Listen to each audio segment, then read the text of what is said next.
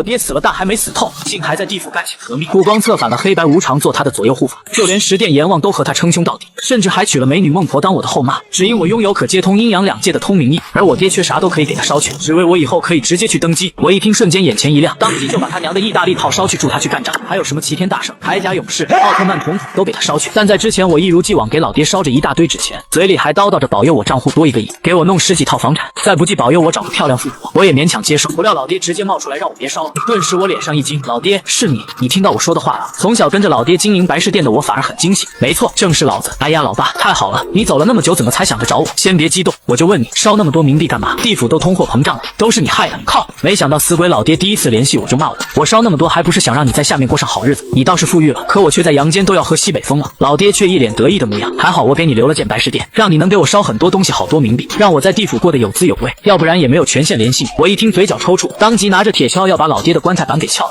我都要吃土了。你倒是在地下风流快活，先让我账户多10个零再说。老爹连忙开口道：儿子，别冲动嘛，你以为你老子不关心自己儿子？你老子又不是神仙，虽然没办法让你账户凭空多出1个亿，但是让我下面通灵的朋友给你弄些阳间的宝物还是可以的。闻言我眼前一亮，搓着手说道：这是真的？能帮我找到埋金矿钻矿的地方吗？总是看网友说谁家有矿，我也想整一整。去你的，想多了吧，哪有这么容易？我还要消耗冥力联系那些通灵的精怪朋友，而且他们也不是免费办事的。顿时我有些泄气。这样啊，那老爸你有冥力吗？我现在的冥力不够，需要你的帮忙。那我能做什么？我认真的听着，很简单的，你需要给我烧一些威力强的武器，让我有能力杀死很多恶灵，这样我就能得到很多冥力了，同时还能得到功德。听到这话我瞬间明白了。好嘞，给你烧几辆意大利炮怎么样？他喵的，烧你个头啊！不是你想烧什么就烧什么，知道吗？咱家的通明印没有那么大的权限，我以前不是跟你说过吗？咱家通明印只有2级，上面有9颗宝石，现在只亮了2颗。等老爸在地府官职升级了，通明印的等级也会提升，只要等级升到4级，你才能烧大炮之类的武器给我。我细细听着老爹的话，然后直挠头，那我到底给你烧点啥？另外，我现在很缺钱，赶紧给我弄点宝贝来。我又急切的补充道，烧机关枪之类的应该可以，你烧烧看吧，多搞点武器，我手下还有不少士兵呢。地府目前不太平，马上就要爆发战争了，记得别特么再烧钱了。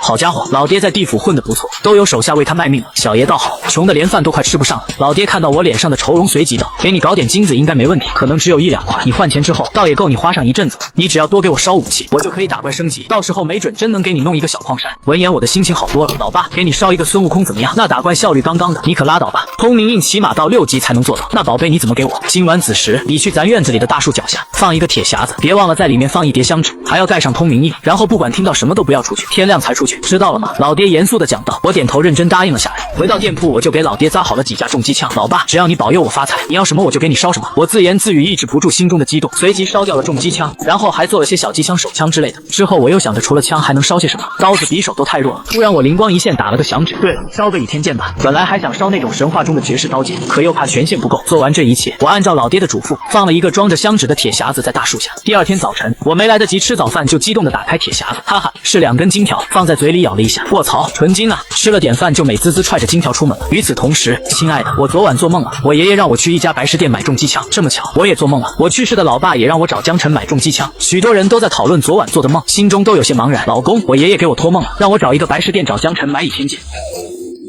倚天剑不应该是重机枪吗？这些人昨晚都被逝去的亲人托梦了，说是让他们去白事店找江辰。众人都感到不解，江辰是什么人？找他买什么重机枪？倚天剑是怎么回事？这个情况江辰还未知晓。现在他正在古董店。第3章白富美找上门。这家店不是很大，但是业务齐全，买卖古董、做黄金交易等等都可以来这里。店家是一个高高瘦瘦、30多岁、戴眼镜的男子，姓钱，人们都喊他老钱。老钱来接客了。江辰春风满面地走了进去，正坐在电脑前打游戏的老钱急忙起身：江辰，稀客呀，什么风把你给吹来了？江辰微微一笑：我是来卖宝贝的。一听到宝贝2字，老钱顿时眼冒金光，真不愧姓钱。江辰把2根金条递给对方，看一下这玩意值多少钱。老钱一把接过金条，先是嗅了嗅，然后用牙咬了一下，含金量应该挺高的，不错嘛。这金条是不是从地里弄出来的？老钱笑盈盈地问道。江辰微微一怔，这家伙挺识货吗？竟然能猜到是从地里弄出来的。江辰心中思索了一下，回道：是啊，我老爸生前埋的，我最近才想着挖出来，怎么样，要不要给个痛快话？不然我去别家卖了。这个老钱是个财迷，还鬼精鬼精的，如果江辰不说明金条来历，对方一定会砍价。有宝贝当然要，我先用设备测测含金量，送上门来的宝贝他当然要收，回头倒卖出去，收入也不小，120克，含金量90%，还是古金，不错，我们是老熟人了，我不会占你多少便宜。410克，怎么样？老钱问道。江晨考虑了一下，他了解过行情，他这可是古金，410克也挺划算，一共4万8，我马上给你转账。老钱算了一下价格，说道：“这就直接算钱了。”江晨惊了一下，根据他对老钱的了解，对方每次做生意都会拼命的砍价，一定要占到便宜。你什么时候变得这么爽快了？江晨摸着下巴，狐疑的看着他，他觉得事情一定有蹊跷。老钱笑了笑，我说江晨，你真是以小人之心度君子之腹，我对熟人不是一向都爽快吗？江晨有些无语，你啥时候对熟人爽快过？要知道这片地方的人流传过一句话，不要听信老钱瞎掰，除非太阳从西边出来，是吗？快说，你想干嘛？江晨质问道。老钱搓着手笑道，哈哈，古时候干白事的这一行可受欢迎了，你们祖上应该少不了宝物吧？如果再挖到啥宝贝，你还跟我做生意，别找其他人，好吗？江晨翻了个白眼，就知道这小子永远是个贪婪的主，难怪付钱这么爽快，原来是想拉更多的生意。话说跟他做生意倒是个好选择，在这林州市只有市中心有古董之类的店，江晨住在郊外，距离市中心很远，所以跟老钱合作挺方便的。想了一下，江晨一脸认真的问道，老钱，我出什么你就能要什么吗？当然，只要是宝贝尽管交给我。老钱信誓旦旦的说道。真的，你就不怕有什么麻烦？江晨还是有点怀疑，毕竟老爸给他弄的宝贝都是来历不明的，他可不确定会不会有什么麻烦。老弟，你就放心交给我吧，干咱这一行的没点能力畏畏缩缩，趁早歇了吧。老钱说的很自信。好，我答应你。江晨点了点头。当然，你要是敢骗我的话，哼哼。老钱捶了他一下，笑道，哈哈，你这话说的，咱怎么可能骗你呢？这种互惠互利的事情，我可不想搞砸了。江晨点了点头，说的也是，像老钱这种会做生意的，眼光都是很长远的，怎么会为了一点利益，跟合作伙伴随便闹掰呢？行了，钱给你转过去了，看看收到了没？老钱说道。江晨点开手机，银行短信已经来了，账户余额多了4万8，这只是烧了一些武器，这么快就进账好几万，真爽啊！走向人生巅峰指日可待。好，以后有宝贝，我还会过来的，拜拜。说完，江晨便美滋滋的出门了。现在有了钱，他要先去商场大买特买，做白事的就是不一般，还能搞来墓里的宝贝。江晨离开后，老钱看着门外，又看了眼手里的金条，轻声嘀咕着，买来大包小包的东西。江晨回了家，现在小爷开始发财了，看来有必要安排一下美好未来了。买车买房是必须的，江晨一边看店，一边计划着未来，只要他跟老爸多努力一下，成为富豪就不是梦了。老板你好。就在江晨一个人静静畅想时，一个年轻女孩走进了店里。江晨望了过去，这女孩20岁出头的样子，长相貌美，身材高挑。你好，你有什么需要吗？江晨礼貌地问道。这姑娘穿得光鲜亮丽，家中应该不会有白事吧？请问江晨在这里吗？女孩声音甜美。我就是江晨。江晨回道。竟然还知道自己的名字，这姑娘想干嘛？江老板，我叫方清雅，我是来买重机枪的。女孩自我介绍道。买重机枪？江晨有些懵了。拜托，这是白事店，哪来的重机枪？那个方姑娘，你搞错了吧？我可不是做军火生意的，没办法卖你重机枪。江晨无奈道。方清雅打量了一下四周，都是花圈什么的，这就是白事店，我要找的就是你，你是卖重机枪的。江晨眼皮有些抽搐，这姑娘搞什么啊？我根本就没有什么重机枪。等等，重机枪，纸质的我倒是做过，昨晚刚烧给老爸。江晨正想着，方清雅继续说道。江老板，你先听我说，我哥哥去世2年了，昨晚我做梦梦到他了，是他让我去郊区找一个小型白事店，还让我找江晨买重机枪。郊区除了殡仪馆，只有你这一家白事店，所以我就过来了。第4章，姑娘，方便讲讲你的故事吗？闻言，江晨点了点头，他刚才就猜测事情应该跟老爸有关系，果不其然，看来是老爸在给他拉生意。地府不是爆发大战了吗？所以需要很多武器。你没找错人，那你需要几把重机枪？江晨问道。1把就可以，然后好像还要买1把什么剑。方清雅回忆了一下，说道。好，知道了，不过我没有现货了，你能等待几10分钟吗？我马上就开始制作。江晨问道。方清雅不急着要，便答应了。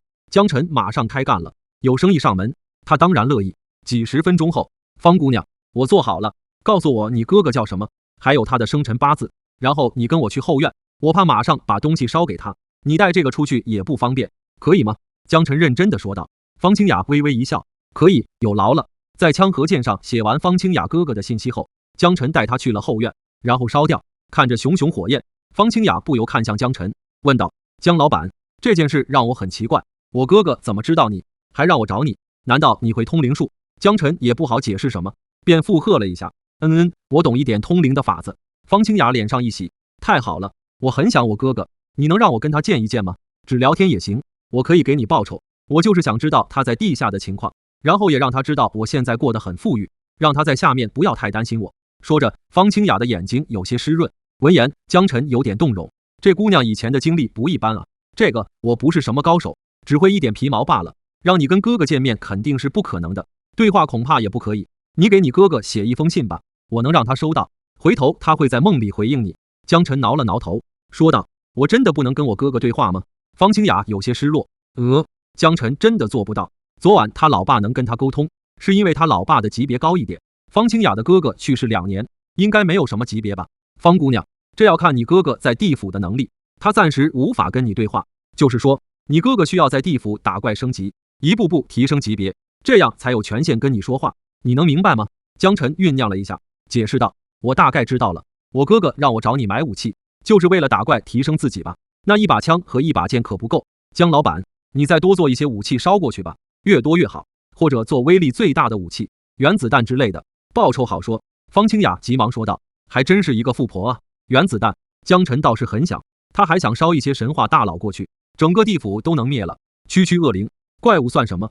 可是通明印只有2级，不然的话，他老爸早就无敌了。那个方姑娘，不是想烧什么就烧什么的，我的权限很小，请你谅解。”江晨无奈道。听到这里，方清雅很失落，一行眼泪落了下来。方姑娘，你要乐观点。江晨安慰了她一下，能跟你哥哥在梦里联络，不是也挺好的吗？等以后我的权限更高了，就有能力帮你哥哥了，到时候我告诉你一声，所以你不要难过了，你的心愿一定能实现的。听到江晨的话，方清雅顿时破涕为笑。那太好了，我们这就加个好友吧，以后你一定要记得联系我。说着，方清雅拿出手机，打开微信二维码，江晨乐呵呵的扫了码，能结交一个白富美，何乐不为？加完好友，方清雅开始写信。写完后，江晨有些好奇的问道：“方姑娘，你还挺有故事的，方便讲一讲吗？”方清雅抬头看向他，呵呵，我知道我有点冒昧，你不讲也没关系的。江晨挠了挠头，这个方姑娘一定经历了不少事情，而且还是不幸的事。他虽然好奇，但也不想看到对方更难过。没事，我没那么脆弱，可以说给你听。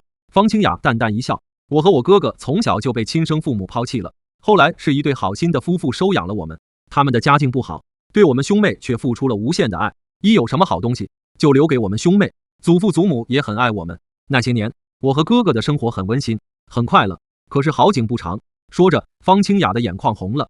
江晨心有不忍，方姑娘，就说到这里吧，没事，能向人倾诉一下也挺好的。方清雅挤出一丝坚强的笑容，继续说道：“我养父是一名出租车司机，因车祸不幸去世，真是祸不单行。没多久，我养母也出了意外，有富豪看上了我养母。当时我养母不到40岁，也不显老，很漂亮。对方天天纠缠我妈，搅乱了我们的生活，最后把我养母逼得自杀了，这才吓退了对方。从此，我们兄妹被爷爷奶奶继续养活着。可是不到2年，二老也去世了。”说着，方清雅抹了把眼泪。当时我和哥哥才15岁，这么多亲人离去，小镇上的人都嫌弃我们，说我们兄妹是丧门星，会克人，他们怕我们害了他们，于是把我们兄妹赶走了。听到这里，江晨感到深深的同情，这兄妹俩真是太不容易了，他们当时还未成年，该怎么继续生存啊？他们一定尝尽了苦头，没有人愿意收留我们，我们兄妹俩只能相依为命。为了生存，我们不停地打工赚钱，没想到还是厄运找上我们。我在打工的时候被一个花花公子惦记上了，我当然不会妥协。第5章又是老爸拉来的生意，于是对方开始威胁我，让我们兄妹失去工作，赚不到钱。我们还是没有妥协，对方竟然想强行带我走，我哥哥为此拼命保护我，结果被人打死了。虽然我逃过一劫，但我已经万念俱灰。我在处理哥哥尸体的时候，我的亲生爸妈找过来，他们把我接了回去，给了一个富裕的生活。可是自从哥哥走了，我就再也不是原来的我。方清雅娓娓道来，她已经满脸泪痕。江晨给她递了几张纸巾。听到这里，她心中感慨万千。本来她以为自己已经很不幸了，爸妈去世的早，她一个人孤零零的活着，还是穷鬼光蛋一个。没想到方清雅的经历更加不幸，相对来说，她已经很幸福了，最起码一直能有个温饱。方姑娘，都怪我不好，我不该问这么多。勾起你的伤心事。江晨愧疚道。方清雅哭得梨花带雨，看向江晨，突然靠在了他的肩膀上。江晨微微一怔，啥情况？难道美女伤心的时候都需要一个肩膀靠靠？这是在电视上才能看到的，原来现实中也有。此时方清雅正伤心，也没有顾得上其他。江晨叹了口气，就这样让对方靠着自己的肩膀。这么沉重的往事堆积在他的心里，他也应该释放一下。十几分钟后，方清雅才离开江晨的肩膀，他的眼睛都有些红肿了。江老板，不好意思，我失态了。方清雅尴尬道。他本来想简单的讲一下自己的故事，没想到越说越投入，还把自己整得这么失态。江晨摇了摇头，笑道：无妨，你现在心里舒服多了吧？其实哭诉一下也是好事。好了，我现在帮你把信烧掉吧。方清雅点了点头，谢谢你，有劳了。江晨给信封盖上通明印，然后烧掉。江老板，费用一共是多少？现在方清雅的心情却是通畅了不少。费用吗？江晨沉思了起来，这个他还真没有想过。制作武器加上代为传信，通灵这么厉害的活儿，可不是一般人能做到的，所以钱肯定不能收少了。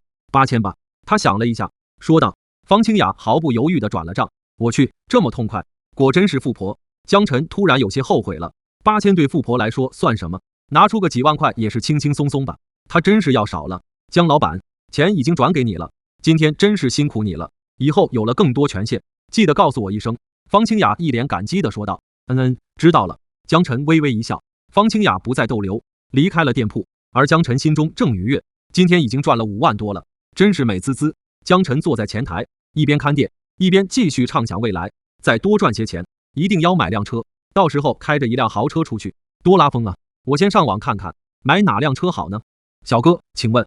很快又有人进来了，江晨放下手机，望了过去，来人是一位穿着唐装的老爷爷，年过花甲，却精神气十足。您好，有什么可以为您服务的？江晨礼貌道。小哥你好，我想问一下，你们店里有没有一个叫江晨的？江晨微微一愣，又是来找他的，又是老爸给他拉的生意。老先生，我就是江晨，您有什么需要？江晨回道。是这样的，我去世的家人昨晚在梦里告诉我，让我来你这里买重机枪烧给他。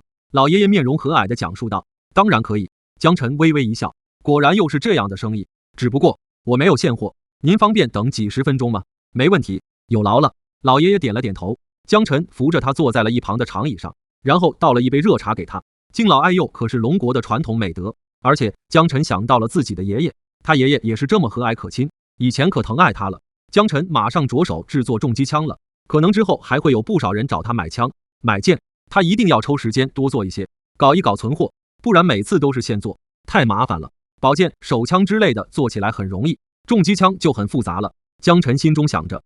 你好，这里是江晨的白事店吗？江晨老板在吗？请问谁是江老板？你好。江晨还没做完一把重机枪，又有7、8个人进来了，男女老少都有，一时间他有些头疼。不是吧，这么多人，这是要累死我啊！你们有什么需要？江晨开口道。我要一把重机枪。我也要重机枪。我要一把倚天剑。重机枪和倚天剑我都要买。众人纷纷说道。这场面乍一看还以为这里是什么黑商窝点呢。大家不要急，我这里没有现货，我要一件一件的制作出来，你们要是没有时间等下去，那就到第2天再来买吧。江晨摸了摸额，说道。他觉得有必要招几个员工帮忙。没事，我可以等。等等也没事。众人都表示可以等，这可不是平时去商场买东西，对于王者托梦交代的事情，大家都很认真。好，大家坐下来吧，你们要买什么？过来登记吧，记得把亲人的名字和生辰写出来，都不要急，一个一个的来。江晨把众人安置好以后，让他们登记，大家的态度都很好。至于顺序，长者为先吧，其他人按登记顺序。大家有问题吗？江晨安排道。没问题。众人还是很有素质的，江晨很满意。就在他继续制作武器的时候，一道嚣张的声音响了起来。我出2倍的价钱，先给我做。小爷赶时间。一个20多岁的男子囔囔道。江晨望了过去，对方看上去财大气粗的，全身都是大牌，少数服从多数，大家都没意见，就你有意见，反对无效。第6章，大人，又有武器送过来了。江晨大骂了起来。你以为你是谁？不就是有2个臭钱吗？在我的地盘上，还轮不到你避避，爱买不买，出门不送。被江晨一顿大骂，那男子也暴躁起来了。呵呵，你不就是一个开白事店的吗？能耐什么？真是狗眼不识人。你知道我是什么身份吗？怕我给不起钱？看我穿的这一身，都是顶尖大牌。你今天必须先给我做，我可以出3倍、4倍的价钱。男子昂首挺胸，一副嚣张的样子，众人眼中都有些厌恶。江老板，就让他先吧，别让他在这里闹了。我们多等一会儿也没什么大不了的，反正大家也不急着买东西，就退让了一步。要是事情闹大了，也挺麻烦的。各位叔叔阿姨、先生小姐，你们别担心，我已经讲过了，长者为先，我才是老板，还能让别人反了天不成？江晨看向众人，笑道，然后扫了眼萧张南，摆了摆手，小子，请你离开我的店铺，我不卖给你了。萧张南顿时不乐意了，凭什么？我堂堂万康集团的继承人，什么时候受过这种窝囊气？老子的时间是很宝贵的，我愿意出更多的钱，你竟然还不乐意？听到他的话，众人都惊了一下，原来这位是万康集团的小老总。万康集团可不得了，林州市市值最高的化妆品集团之一，一般人可得罪不起。听到众人的话，萧张南得意洋洋，身子挺得更直了。怎么样，还敢不做老子的生意吗？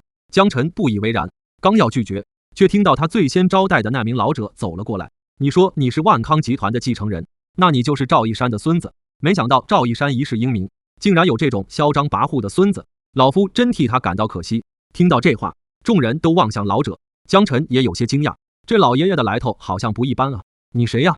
平神！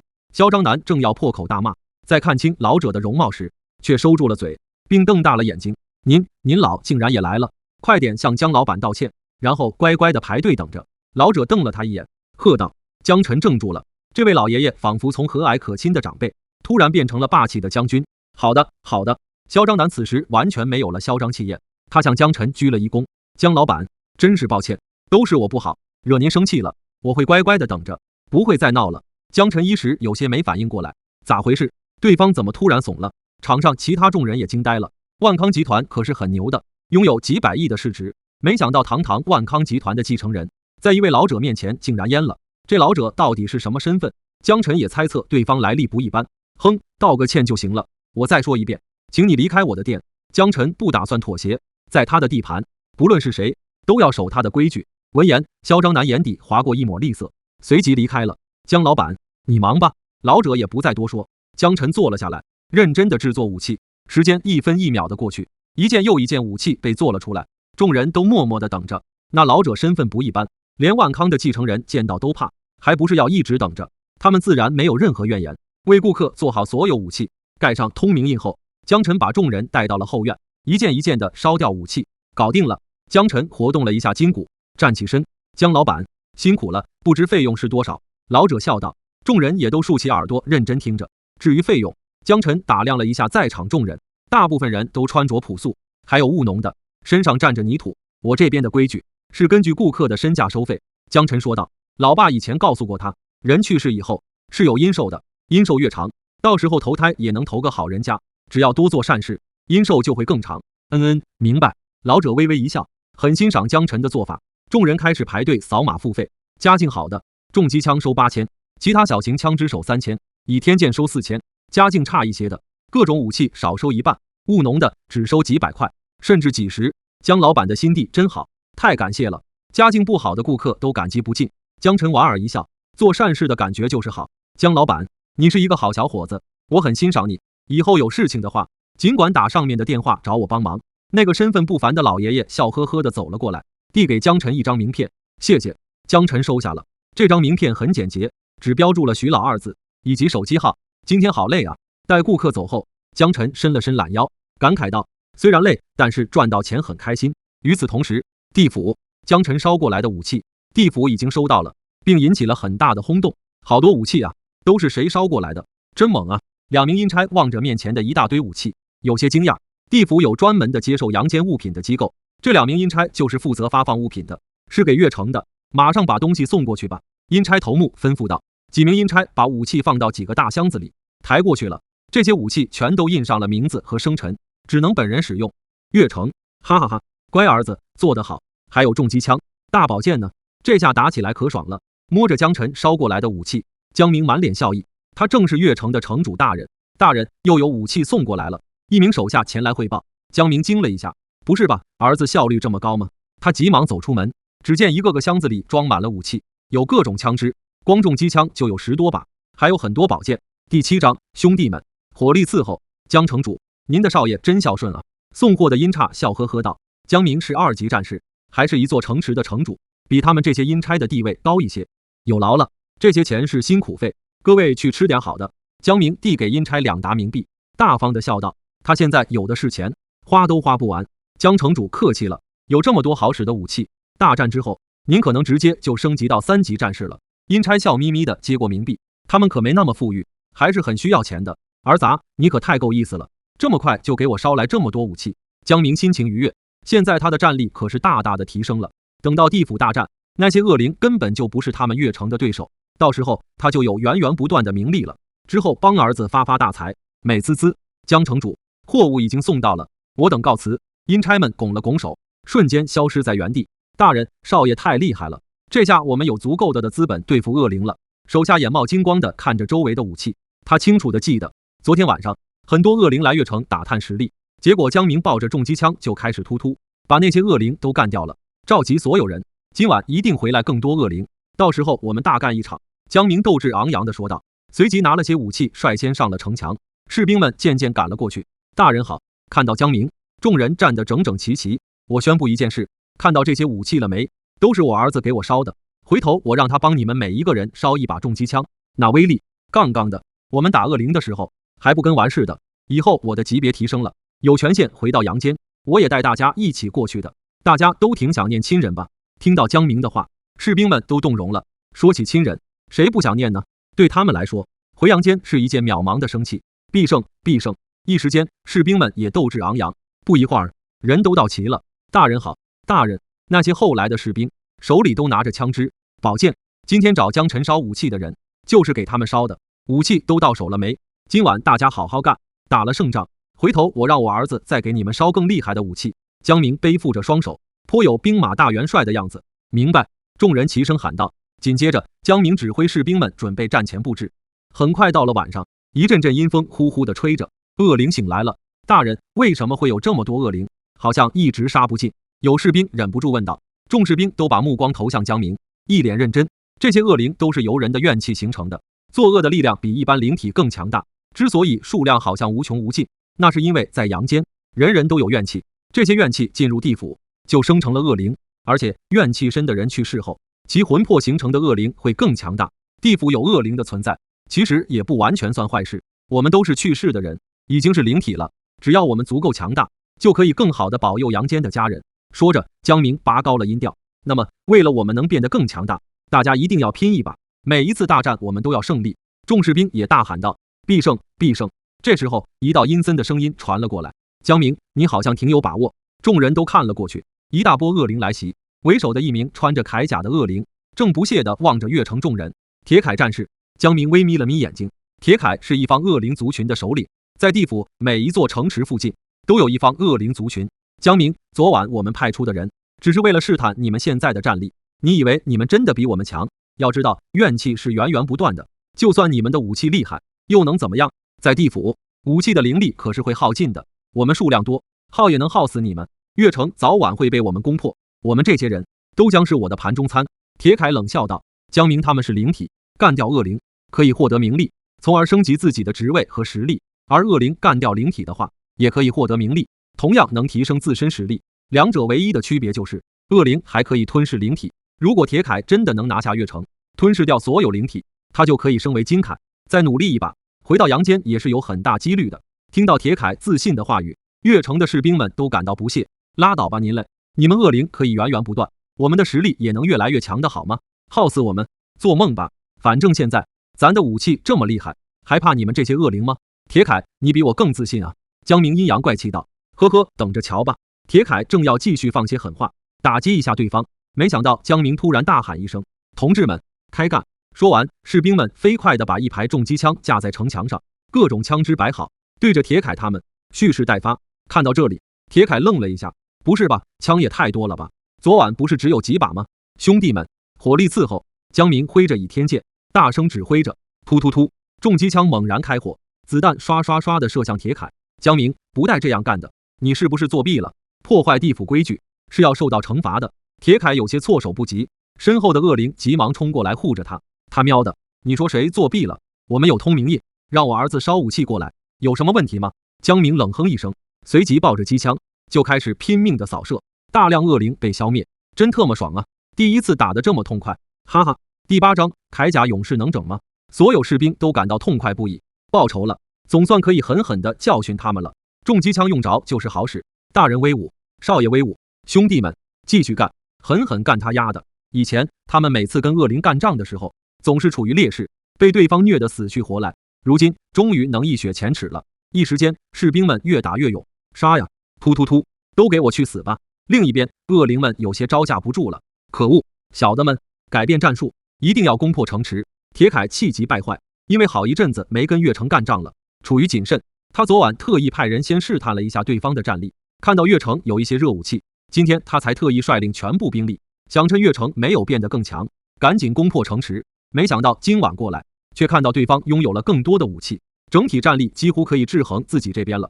虽然大量恶灵被消灭，但是他们的数量可是超乎想象的，没那么容易被消灭殆尽。现在还不算能压制恶灵，我们需要更多武器。想着，江明摸了摸口袋里的宝石，这是联络石，有了这个，在地府也可以联络阳间的人。江明跟江晨对话就需要联络石，这玩意可不是谁都能轻易得到的。江明是当了城主后，才有资格花费大量冥币买到手。大家继续在这里干，我先联系一下我儿子，让他给我烧更多武器。江明起身说道。一听这话，众人都很开心，有城主的少爷在，就有源源不断的武器，对付恶灵根本就不在话下。江明来到一个角落，启动联络时，阳间江晨正坐在床前美滋滋，今天一共赚了将近10万块钱，真是爽的不行。儿子在干什么呢？老爸江明突然呼唤了他一声。老爸，怎么样？那些武器带劲吧？你有不少名利了吧？能给我弄一座金矿、钻矿吗？江晨开心地说着，心里净想着发财了。我想买豪车，买游艇，买你个头啊！他还没说完，就被老爸打断了。少特么做梦，干实事要紧。才弄了多点武器，你就想发财？继续给我烧武器，除了重机枪，再来一些威力更大一点的武器。被老爸一顿对，江晨有些郁闷，都忙活一天了，烧的武器还不够啊！我说老爸，你才给我搞了2根金条，今晚赶紧继续整啊！武器少不了你的，我明天继续造就是了。没有拿到宝贝，江晨有些没动力。他很清楚老爸的做事风格，就像古董店的老钱，鬼精的，总想着占便宜。他喵的，整什么整？你掉钱眼里了？马上做武器，我正打仗呢，麻溜的，只要今晚打了胜仗，我就可以升1级，咱家的通明印也能激活到3级，有了更高的权限，你才能发大财，懂不懂啊？江明嘴里囔囔着，心中有些哭笑不得，不愧是他的儿子，鬼精的，生怕少了好处。升级真的吗？江晨一下子来劲了，转念一想，他又有些怀疑，老爸，你不会是在忽悠我给你干活吧？听到这话，江明再次破口大骂，滚蛋，连老子你都不相信，麻溜的，做武器，老子今晚要是失败了，你永远别想发大财了。江晨笑呵呵道，好吧，我马上干活，你等着。对了老爸，通明印升到3级的话，可以烧什么级别的武器？迫击炮能整吗？铠甲勇士能整吗？江明翻了个白眼，具体我也不确定，你自己研究研究吧，提前做一些武器，回头烧了试试看。反正今晚你必须先给我做一些重机枪之类的武器，今晚的胜利，老爸我势在必得。江明认真道，好，我知道了。跟老爸联络完，江晨就开始干活了。至于威力大一点的武器，就手榴弹吧，制作起来也比较简单，还能整多一些。就这么干，不到5分钟的时间，江晨就已经做出了一个手榴弹。这玩意做起来太简单了，江晨一下子做了好几10个。老爸不是急用吗？先把这些给他烧过去称一下。江晨把手榴弹挡在了箱子里，然后在箱子上盖了通明印。烧掉以后，他又继续做手榴弹。地府、越城士兵身前的机枪渐渐开始毁坏了。这玩意到了地府是有灵力的，拥有无限子弹，但是灵力也会耗尽的。这些武器不能无限使用。到现在这场战役打了这么久，灵力快要耗尽了。糟了，我的重机枪快要不能用了，我的已经毁了。恶灵真是杀之不尽啊！大家别着急，城主大人不是让少爷继续烧武器了吗？我们马上就会有新武器的。对，少爷 YYDS。士兵们互相安慰着。不一会儿，大家的枪几乎都已经损坏了，越城的火力降低了。都给我冲！哼哼，江明，我说过一定会把你们给耗死的。现在你们快要撑不住了吧？铁凯再次得意了起来。兵力被消灭了不少，又如何？反正恶灵是源源不断的，他们的地盘是恶灵谷，阳间的怨气会进入其中，那边每天都会有新增大量怨气，所以铁凯丝毫不担心兵力不足的情况出现，是吗？你别得意的太早。江明不屑道，小的们，给我拼命的杀过去，越城我们势在必得。铁凯信心满满，不认为江明有本事扭转战局，对方只是不甘心，嘴硬罢了。就在恶灵大肆攻城的时候，阴差给江明送来了一批货物，那是一大箱手榴弹。兄弟们，有新武器用了！江明大喊一声：“太好了，是手榴弹，这可比开枪带劲！少爷威武！”越城的士兵们兴奋了起来，这玩意直接扔就行。第9章来多少我就杀多少，儿子整得不错。江明心中也乐呵。说完，江明把手榴弹授权给士兵们，给他们每人都发了手榴弹。兄弟们，一起扔！铁凯，我看你还怎么嘚瑟！江明说完，率先扔出一颗，轰！铁凯身前的一群恶灵被炸没了。靠！铁凯的耳朵都差点被震聋了。岂有此理！越城怎么还有新武器？这下事情可棘手了。对方这样炸下去，他们还怎么冲？不是送死吗？兄弟们，狠狠干他丫的！江明斗志昂扬，士兵们刷刷的扔出手榴弹，轰轰轰！爆炸声连连响起，继续都是朝着铁凯扔的，害得他连连逃窜，一边躲一边骂：“靠你大爷的！法克！”铁凯气得不行。越城士兵扔得正爽，铁凯突然下了撤退令：“小的们，撤！都给我撤！他们现在已经被越城的火力给压制住了，不能再打下去了。呵呵，打不过就想跑，老子还没打过瘾呢。”江明抱着一架还能用的重机枪，对着铁凯就开始拼命射击。后者一边抵抗一边躲避。靠，江明，你特压够狠的，敢不敢跟我1对1打一架？铁凯气得直囔囔。他好歹是一方恶灵的首领，实力强大，对付一个江明还是绰绰有余的。呵呵，你当老子是白痴吗？我哪打得过你？干嘛要去送死？江明得意洋洋地说道。这时，阴差又送来了一箱手榴弹。兄弟们，又有手榴弹了，大家尽管扔。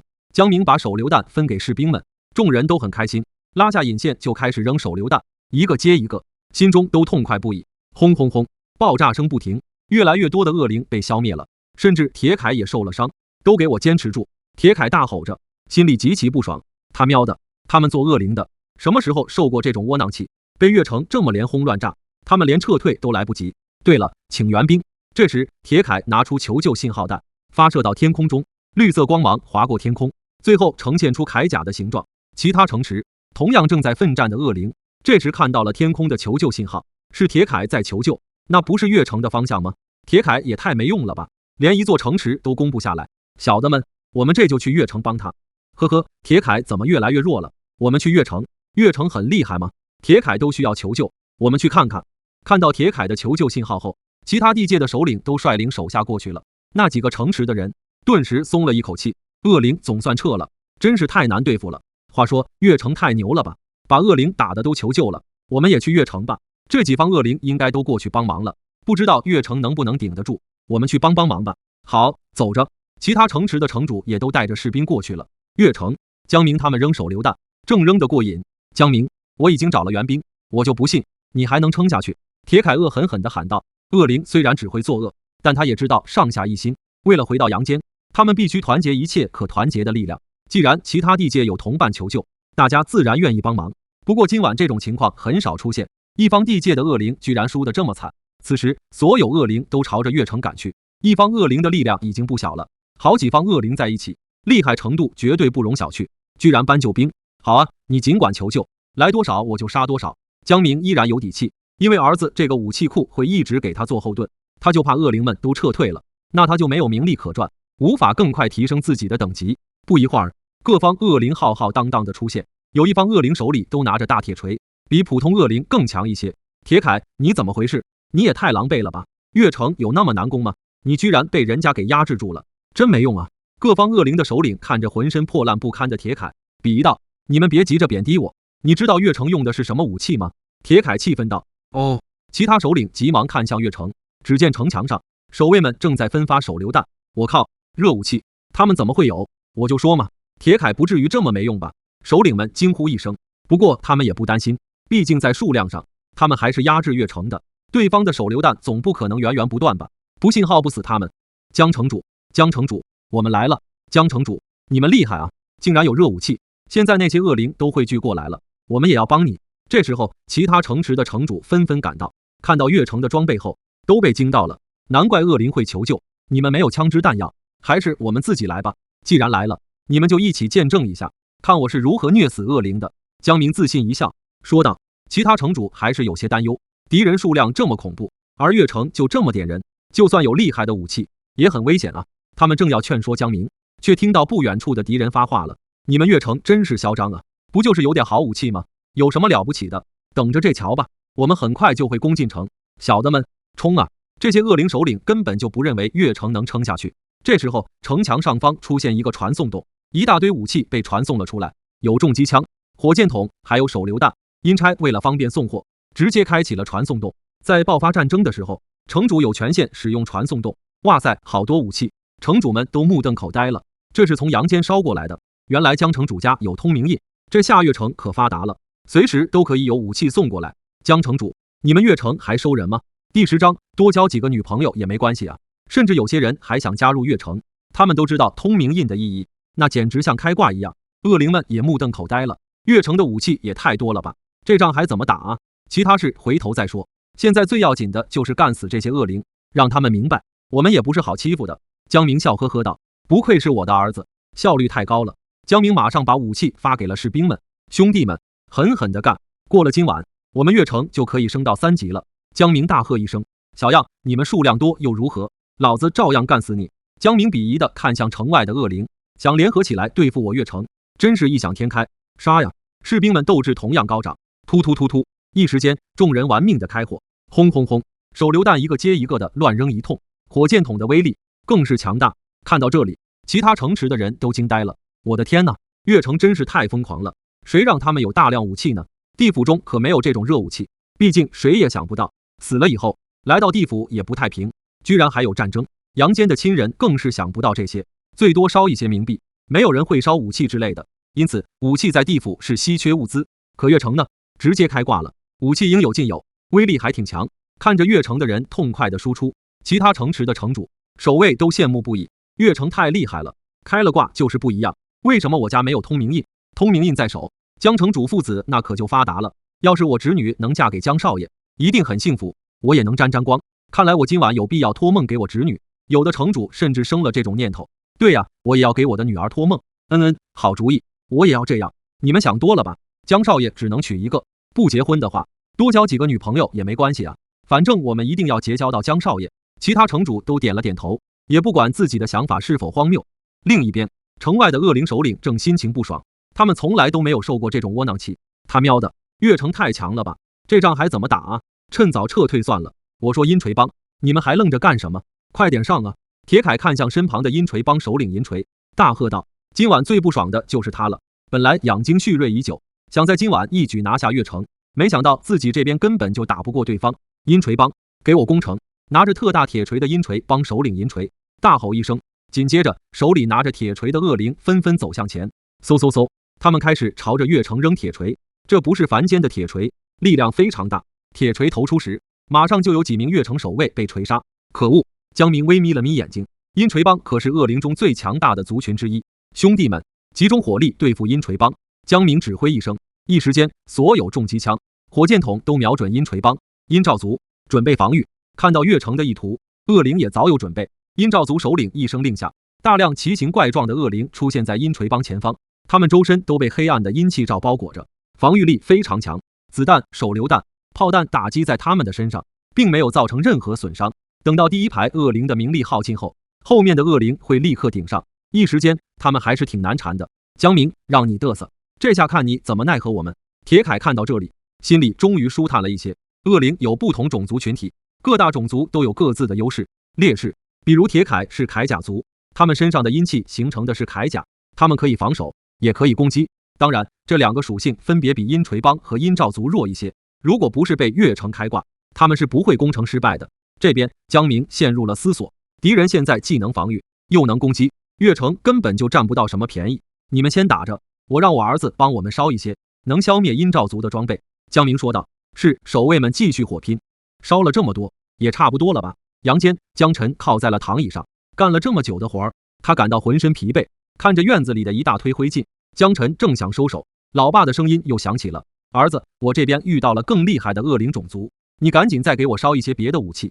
本来我占了上风，没想到敌人搬救兵了，你烧的那些武器不太好用了。听到这话，江晨有些气急：老爸，你有没有搞错？重机枪、火箭筒都不好使。哎呀，你听我说，江明凝重道，你烧的那些武器是很有威力，但是我现在遇到了防御力特别强的恶灵，他们的身上带着防护罩，非常坚固，枪和炸弹并不能快速消灭他们。江明叹了一口气，说道。江晨有些郁闷，不是吧，恶灵这么厉害，还有防护罩，既然枪和炸弹都没用，我还能烧什么？通明印的权限才2级，老爸，我可没办法，他也无可奈何。对了，我记得这种防御性的恶灵的弱点好像是火，他们虽然有防护罩，但是灵体有些脆弱，给它加热以后，应该可以烫死他们。你赶紧烧一些能喷火的武器。江明灵光一现，说道：火。江辰马山就想到了一种武器，用喷火枪不就好了？那高温绝对带劲。好，老爸，我马上就做。对了，为什么只有你联络我？我妈呢？爷爷奶奶呢？他们不在你身边吗？江辰早就想问这个问题了，正好现在问问老爸。他死去的亲人应该都在地府，毕竟老爸在那边。可是老爸也没让其他人跟他说说话，他们确实不在我身边。哎，我们不在一个地界。第11章，我们可以永远相信少爷。不在一个地界，那他们在哪？听到老爸的话，江辰懵了。江明继续解释道：地府有好多地界，区域范围大得很，我一时还没有找到他们。我现在等级太低，没有太多权限到处跑。江辰有些失望，看来短时间没法听到老妈的声音了。他喵的，老爸，地府有那么复杂吗？太夸张了吧，你不会是在乱说吧？江辰撇了撇嘴，怎么是乱说呢？地府的复杂超乎你的想象，没有什么世界是简单的，人间不也是如此？行了，不要扯皮了，快点干活，我这边等着用武器呢。江明不耐烦地大喝一声。江辰应了一声，行吧，我马上就干活，多弄点武器，打了胜仗我就可以升级了。知道了老爸。行了，就这样吧，我们的联络时间有限制。江明正要结束通话，江辰的声音又传来了：老爸等等，有屁快放。江辰笑嘻嘻地说道：老爸，记得照顾一下我店里的生意，就像之前那样，让人过来买武器。老子明白，我当然不能亏待我儿子啊。江明笑道。江辰也微微一笑，跟老爸结束通话后，他就开始干活了。他制作了一些小型的喷火枪，这种做起来容易，但愿能帮到老爸他们。很快，20把喷火枪制作完毕，还做了些燃烧弹，老爸直接扔就可以，燃烧弹会爆炸起火，盖完印写上老爸的生辰，就立刻烧过去了。地府月城正在疯狂输出，武器的灵力不断的被消耗着，而敌人的损失却很小。哈哈，江明，让你嘚瑟，就算你们的武器厉害，而我们的防御力也不差啊，现在我们是优势的一方，你们月城撑不了多久的。被阴兆族保护着，铁铠得意洋洋，不停嘲讽着月城众人。恶灵首领们都是一脸得意的看着月城，尤其是阴兆族的首领更是骄傲，咱阴兆族的防御力就是强，不管你们有多少武器都没用。可恶，阴兆族还真是棘手，就是因为他们有防护罩加持，我们城池总是吃败仗。是啊，咱一直没有能针对他们的武器，甚至月城也开始吃亏了。还有阴锤帮，他们的铁锤也威力无比，现在各族恶灵汇集在一起，对我们来说太棘手了。但是今晚月城也够猛了，就凭城上的这么点人，就消灭了无数恶灵，真是有史以来最带劲的一次。各位城主不由感叹，他们跟恶灵也纠缠了许久，知道对方的厉害，这场大战也快结束了。毕竟双方阵营都占不到便宜，还好月城的武器厉害，让恶灵没法攻下月城。虽然江明他们无法消灭所有敌人，但是今晚这一场战役，月城已经赢了，他们只牺牲了几个守卫，而恶灵死掉了上百万，这种结果已经是惊人的战绩了，一定会被载入地府的史册。各位城主都是这样想的，而月城的人都不这样想，他们依然很有把握，因为他们能开挂，这挂就是江少爷。江少爷可是很厉害的，一定能送来更好的武器，等着瞧吧。恶灵只是一时嘚瑟，很快就要哭了，你们可别高兴得太早。江明一脸不屑地看着恶灵，他知道自家儿子绝对不会令人失望。江辰从小就开始练习白氏手艺，现在手艺已经很厉害了，不管看过什么东西都能做出来，速度也是极快的，那效率杠杠低。在阳间，这些武器都是假的，可是到了地府，一切都会成真的。江明这一副胸有成竹的样子，那些恶灵首领看在眼里，隐隐有些担忧。月城的人怎么这么淡定？莫非他们有办法对付我们？或者是表面淡定，心里慌了？其他城池的人也都感到奇怪。哼，江明，你别再假模假样了。铁铠忍不住说道，你根本就没办法对付我们，我看咱也别这么僵着了，赶紧休战吧，谁也无法奈何谁。今晚算是平局，不过你等着，下次我一定要拿下月城。听到铁铠的话，其他恶灵首领也没有意见，众人都很清楚，他们今晚拿不下月城，敌人的武器太猛了，再加上其他城池也会帮忙，他们就更不可能攻下月城了。经过今晚的战役，恶灵的损失不小，不过他们也长了一些经验，知道怎么克制月城的武器，下次攻城的时候制定好战役计划，相信他们一定可以成功。然而恶灵首领正要下令撤退，却突然听到江明冷笑的声音，怎么这就想逃跑了吗？冠冕堂皇的说那么多，不就是想撤退吗？还说我们是平局，我呸！最终胜利的一定是我们，没有什么平局之分。你想休战了，我们还不想呢。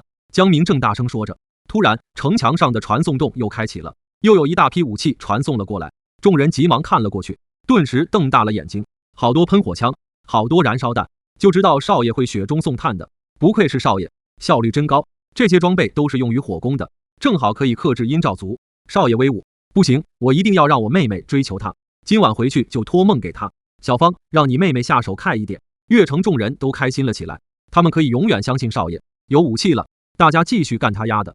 江明大喊一声，把武器授权众人，分发下去。城外，恶灵也惊呆了，靠，他们怎么又有武器，还是用于火攻的？太针对他们了吧！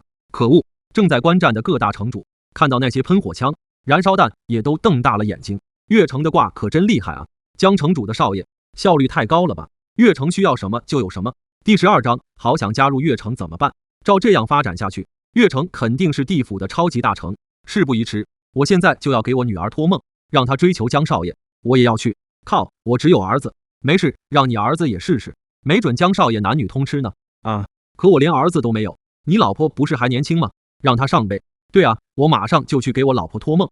城外那些恶灵已经大惊失色了，岳城太难缠，各种枪支弹药都有，还有专门克制阴兆族的武器，再打下去，自己这边绝对会吃亏的，没准岳城还能搞来大炮、原子弹之类的呢。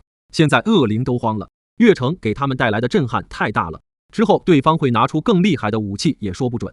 别打了，赶紧跑啊！铁凯大声喊道。靠，今晚这仗打得太窝囊了，再打下去只会更窝囊。他喵的，还是及时收手吧，想跑没那么容易。兄弟们，放火！江明拔出倚天剑，大声指挥着，岳城的守卫们也巴不得赶紧出手。江明话音未落，他们就扣动喷火枪的扳机，刷刷刷，喷火枪喷出的火焰就像一条条火龙一样，轰轰轰，燃烧弹也势不可挡的在阴兆族之间爆炸开来，熊熊火焰燃烧起来，噼里啪啦，阴兆族恶灵在火海中渐渐化为灰烬，惨叫声响彻云霄。喷火枪之类的武器确实可以克制他们阴兆族。不一会儿，在岳城的强势火攻之下，大量阴兆族恶灵被消灭。快撤，跑啊！一时间，恶灵们落荒而逃。岳城的火力太猛了，他们没法抵抗，别让他们跑了，趁胜出击，重机枪、手榴弹、火箭筒什么的都给我用上，火力再猛一些。看到恶灵开始撤退，江明急忙指挥道：等到恶灵退到恶灵谷，就没法再追击他们了。地府也是有战事规则的，恶灵能够入侵城池，而城池的人不能入侵恶灵谷，因为恶灵谷是怨气之源，一旦进去就会受到怨气吞噬，从而变成恶灵。因此江明很清楚，要趁恶灵逃进恶灵谷之前尽量多杀。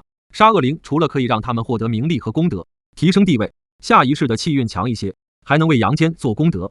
只要恶灵少了一些，阳间的怨气就会少一些，所以阳间一些整天充满怨气的人才没有完全被怨气吞噬。岳城的士兵们都知道这个道理，大家都使出所有的力气，拼命的开枪射击，拼命的扔手榴弹，两只手都没有闲着。如果可以的话，甚至他们都想用脚来帮忙。短短的一会功夫，无数的恶灵被消灭，其他城池的人看在眼里，都羡慕不已。消灭一个恶灵就有名利和功德啊，这么多恶灵被消灭，名利和功德该有多少啊？如果可以的话，他们也想投入战斗了啊！我真是太羡慕了，这些名利和功德都是岳城的，跟我们没关系，不要再讲了，我太难受了，好想加入岳城怎么办？我也是，哎，恶灵一边撤退，一边保护着他们的首领。尽管岳城火力很猛，但他们的数量还是有优势的，不至于全军覆没。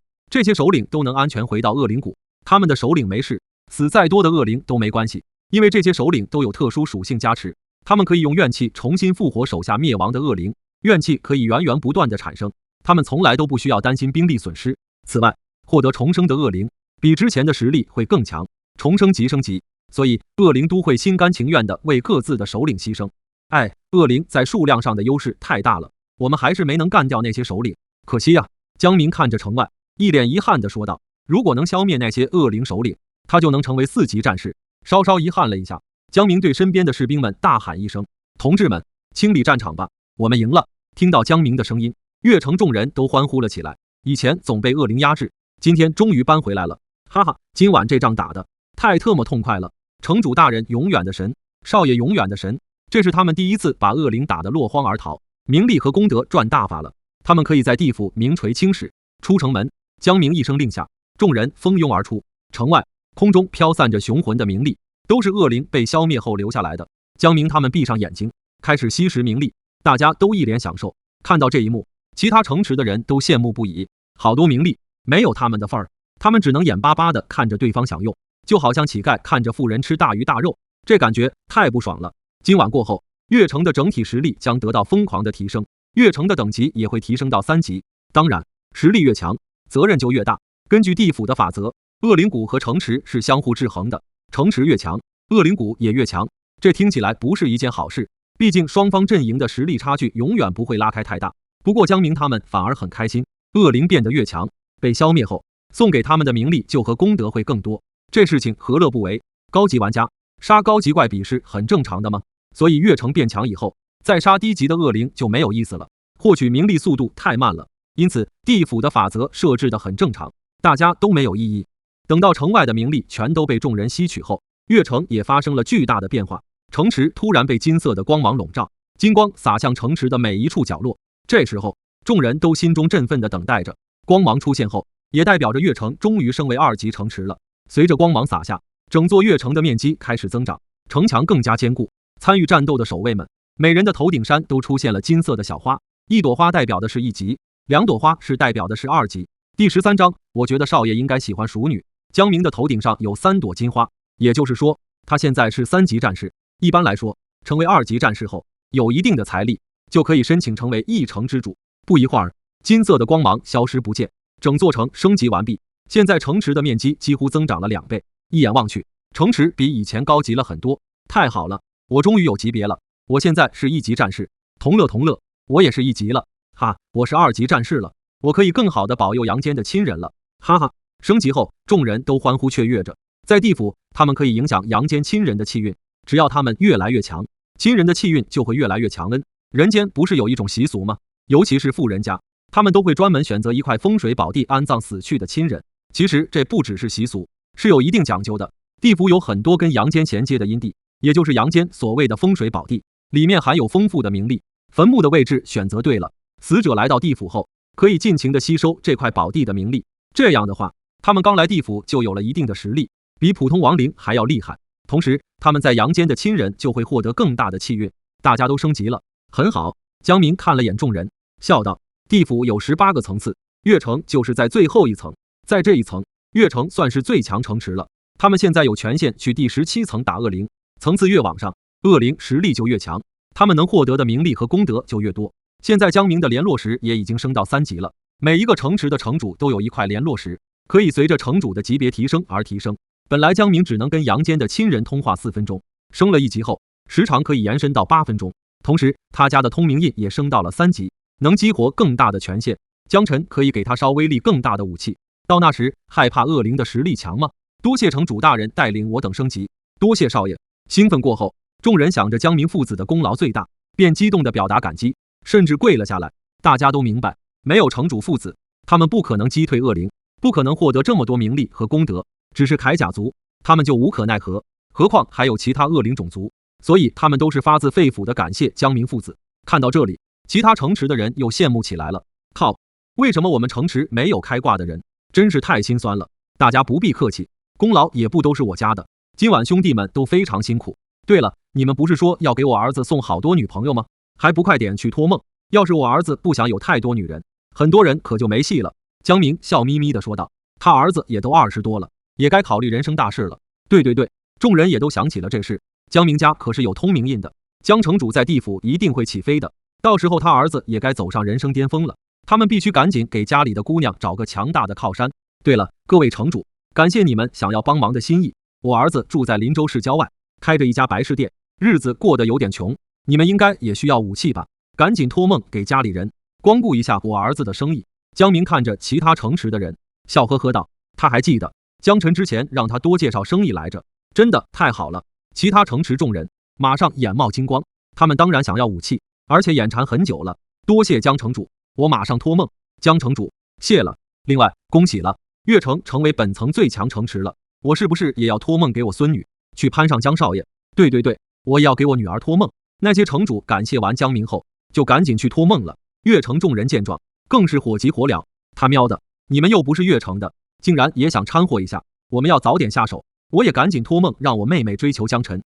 他喵的，你们买武器也就算了，竟然想攀上我们少爷，那是我们的少爷。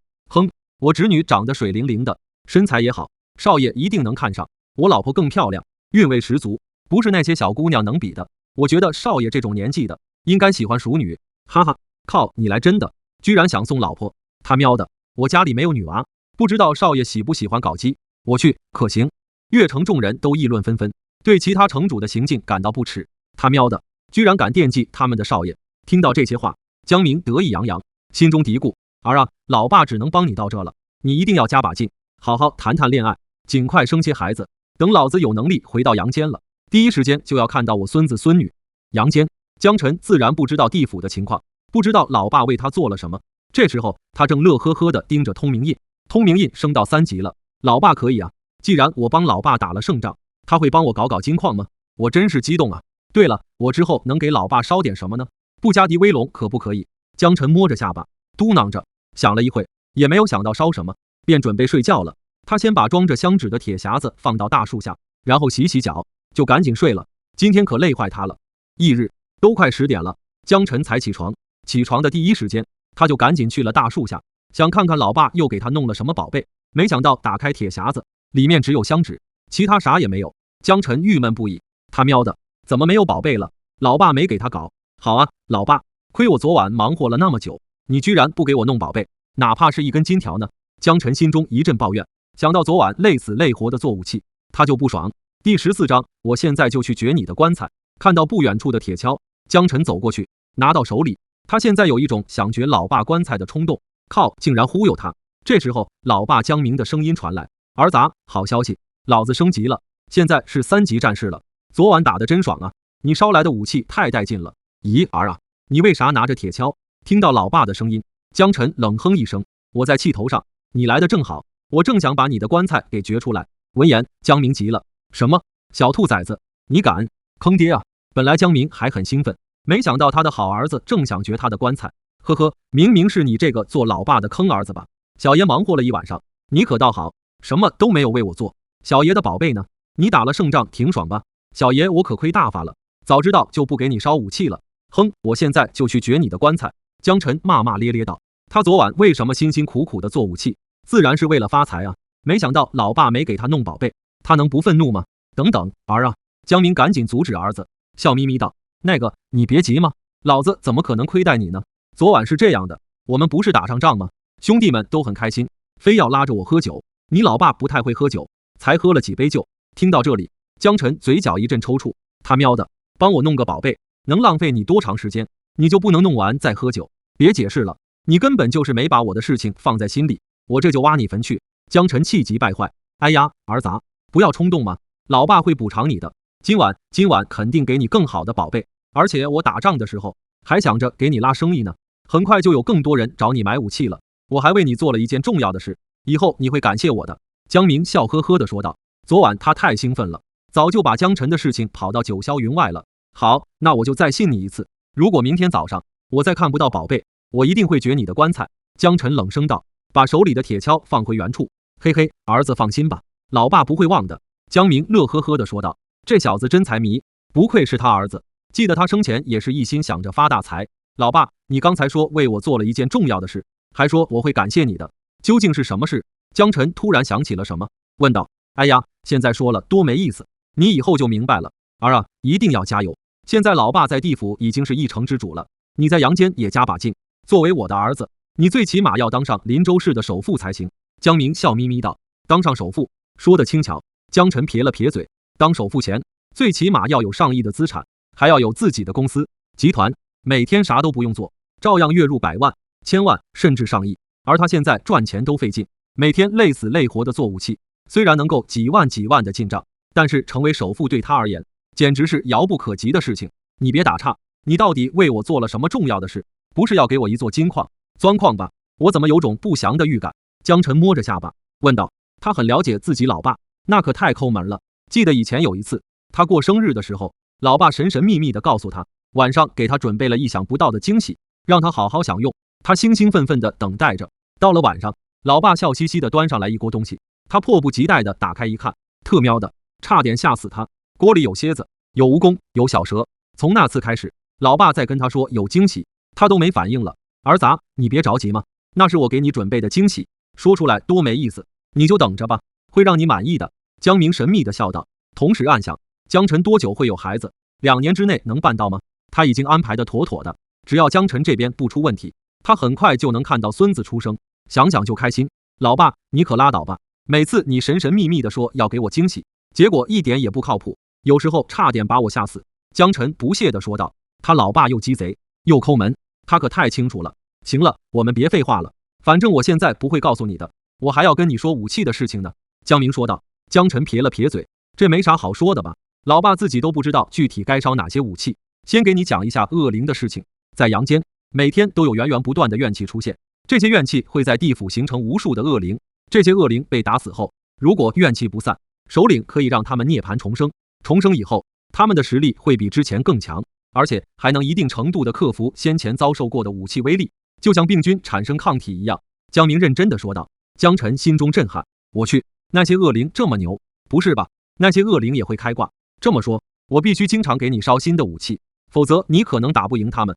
江晨惊呼道。武器的种类丰富的很，他不担心没有武器可烧，只要他见过的武器都能制作出来，大炮、激光炮、导弹等等，再加上通明印也会不断升级，权限会更大，每次都烧新武器给老爸也不算难事。是啊，随着我们城池的等级提升，遇到的恶灵也更强，这对我们来说也算是好事，可以快速获得更多名利和功德。最重要的是，我变得更强大，也会给你增加更多的气运。江明悠悠地讲解道。听到最后一句话，江晨的心情好多了。老爸说他的气运会不断增多，老爸，也就是说，你越厉害，我在生活中遇到的好事就越多。第15章，没有钱，你啥也得不到。江晨眼冒金光地说道。比如说，我出门的时候，有可能发现埋在地里的金矿，或者我随便买了瓶饮料，居然中了1等奖，又或者每次投资都能成功。老爸，是这样吗？要真能这样，那他的发财之路可就太顺利了。他喵的，你真的大财迷，什么事情都能扯到钱上面去。江明满头黑线，这小兔崽子怎么就知道钱呢？我财迷怎么了？谁不想发财啊？我都是被现实所逼的。我跟你这个城主可不一样，你看你在地府有一群手下为你卖命，也不缺钱花，都是我给你烧的，而我倒好，这么多年一直省吃俭用，我能不需要钱吗？江晨骂骂咧咧地说道。虽然名人总说钱乃身外之物，有钱不能得到一切，呵呵，在江晨看来，钱乃必须之物，没有钱你啥也得不到。哎呀，儿子，我理解你，相信你很快就能当上富翁，得到你想要的。好了，就说到这里吧，你记得多做一些新武器。江明交代道。他还是很欣慰的，儿子知道多赚钱了，做事情还鬼精鬼精的，想来以后也不会委屈了自己。记住了，老爸，你可别忘了给我弄宝贝。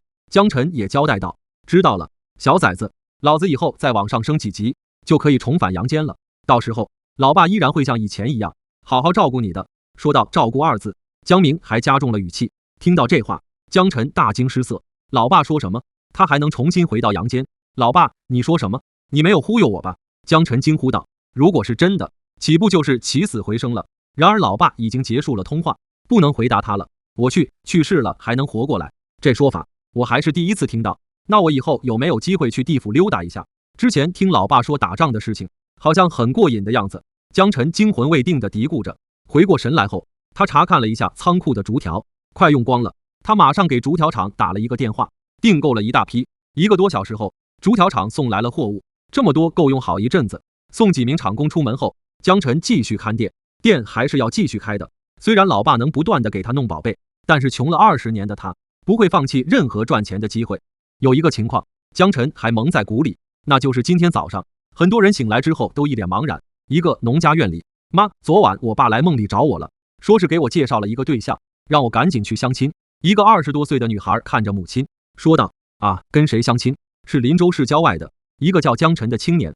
既然是你爸托梦告诉你的，那对象肯定靠谱，快点去吧。哦，好，哥哥竟然托梦让我追求江晨，我们只见过一面，是不是太……好吧，既然是哥哥交代的，我跟他相个亲也没什么，也许我跟他真的合适呢。孙女，你今天别工作了，赶紧把自己捯饬得漂漂亮亮的。奶奶，为什么？当然是去相亲啊！啊，可是我有男朋友。切，那个妈宝男，你俩早晚得分，现在分了算了。你爷爷可给我托梦了，说给你找了一个更优秀的对象。谁呀？林州市郊外一个叫江晨的孩子啊，真的要去吗？别耽误时间了，你爷爷让你下手快点。好吧，我先分个手。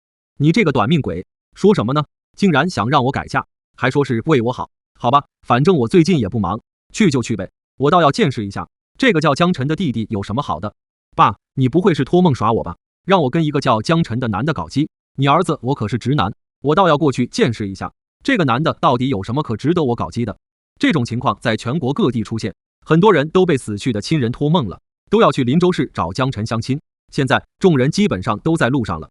这时候江晨对这一切一无所知，他一边看店一边上网查找武器，想着下次应该做哪些武器，每天必须换新武器，要厉害的，数量上也要达到。不一会儿，江晨心中已经有了想法，他可以做迫击炮，还有各种威力大的炸弹，应该能帮到老爸他们。既然通明印等级已经提升了，那么烧战车之类的应该可以吧。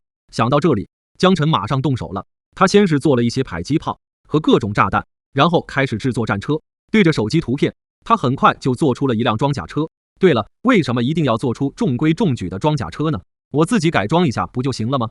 望着手里的战车成品，江晨灵光一现，作为地府的特工军火制造商，他完全可以自己改装。想到这一点，江晨就付诸行动了。他制作了一些其他武器，都加在了装甲车上，重机枪、火箭筒、榴弹发射器、迫击炮什么的都给安装上去了。当然，各种武器的本身结构没有改变，毕竟他不懂制造，只需要加装就可以了。大功告成，江晨笑呵呵地拍了拍手。怎么看起来好怪异啊，不像是正常的武器，还有点丑。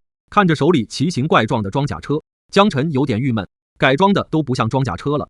算了，只要威力在，好使就行，模样不重要，反正是烧给老爸他们用的。江晨的心还是很大的，反正武器能用，看着不体面也无所谓，他不打算修改了。盖完了印章，他就要烧掉了。江晨，这时候一道好听的女声传来，这声音好耳熟啊。第16章，弟弟，拿上户口本跟我走。想着，江晨看了过去，来人正是他昨天的一位顾客方清雅。今天方清雅身穿白衬衫加浅蓝色牛仔裤，乌黑柔顺的中长发散落在肩头，看起来青春靓丽，引人注目。她进来时还提着一个礼盒，看向江晨的目光充满柔和。方姑娘，是你啊，快请坐。江晨笑呵呵地走过去接待，谢谢。坐下后，方清雅注意到了一旁的怪异玩意，不禁有些奇怪。咦，这东西看上去好像是武器，又好像不完全是武器。江晨，你又做了什么东西啊？方清雅疑惑道。江晨挠了挠头，呵呵，这是武器，给我爸做的，我自己改装了一下，就变成这个样子了。不过应该很好用。方姑娘，你怎么突然来了？方清雅低了低头，说道，我哥哥又给我托梦了，让我好好感谢你，说他升级了，都是你的功劳。江晨，真是谢谢你了，这是我的一点心意，你收下吧。说话间，方清雅把一个礼盒放到桌上，江晨摆了摆手，说道，方姑娘，你也太客气了，我也是拿钱办事的，你不用谢我。江晨，其实我今天来找你，有其他重要的事。方清雅犹豫了一下，开口说道，她的脸上升起一片红晕，我哥想让我嫁给你。说着，方清雅的声音越来越小。什么？江晨听到这话，不禁有些无语，干嘛说你哥给你托梦呢？如果你真看上了我，自己说清楚呗。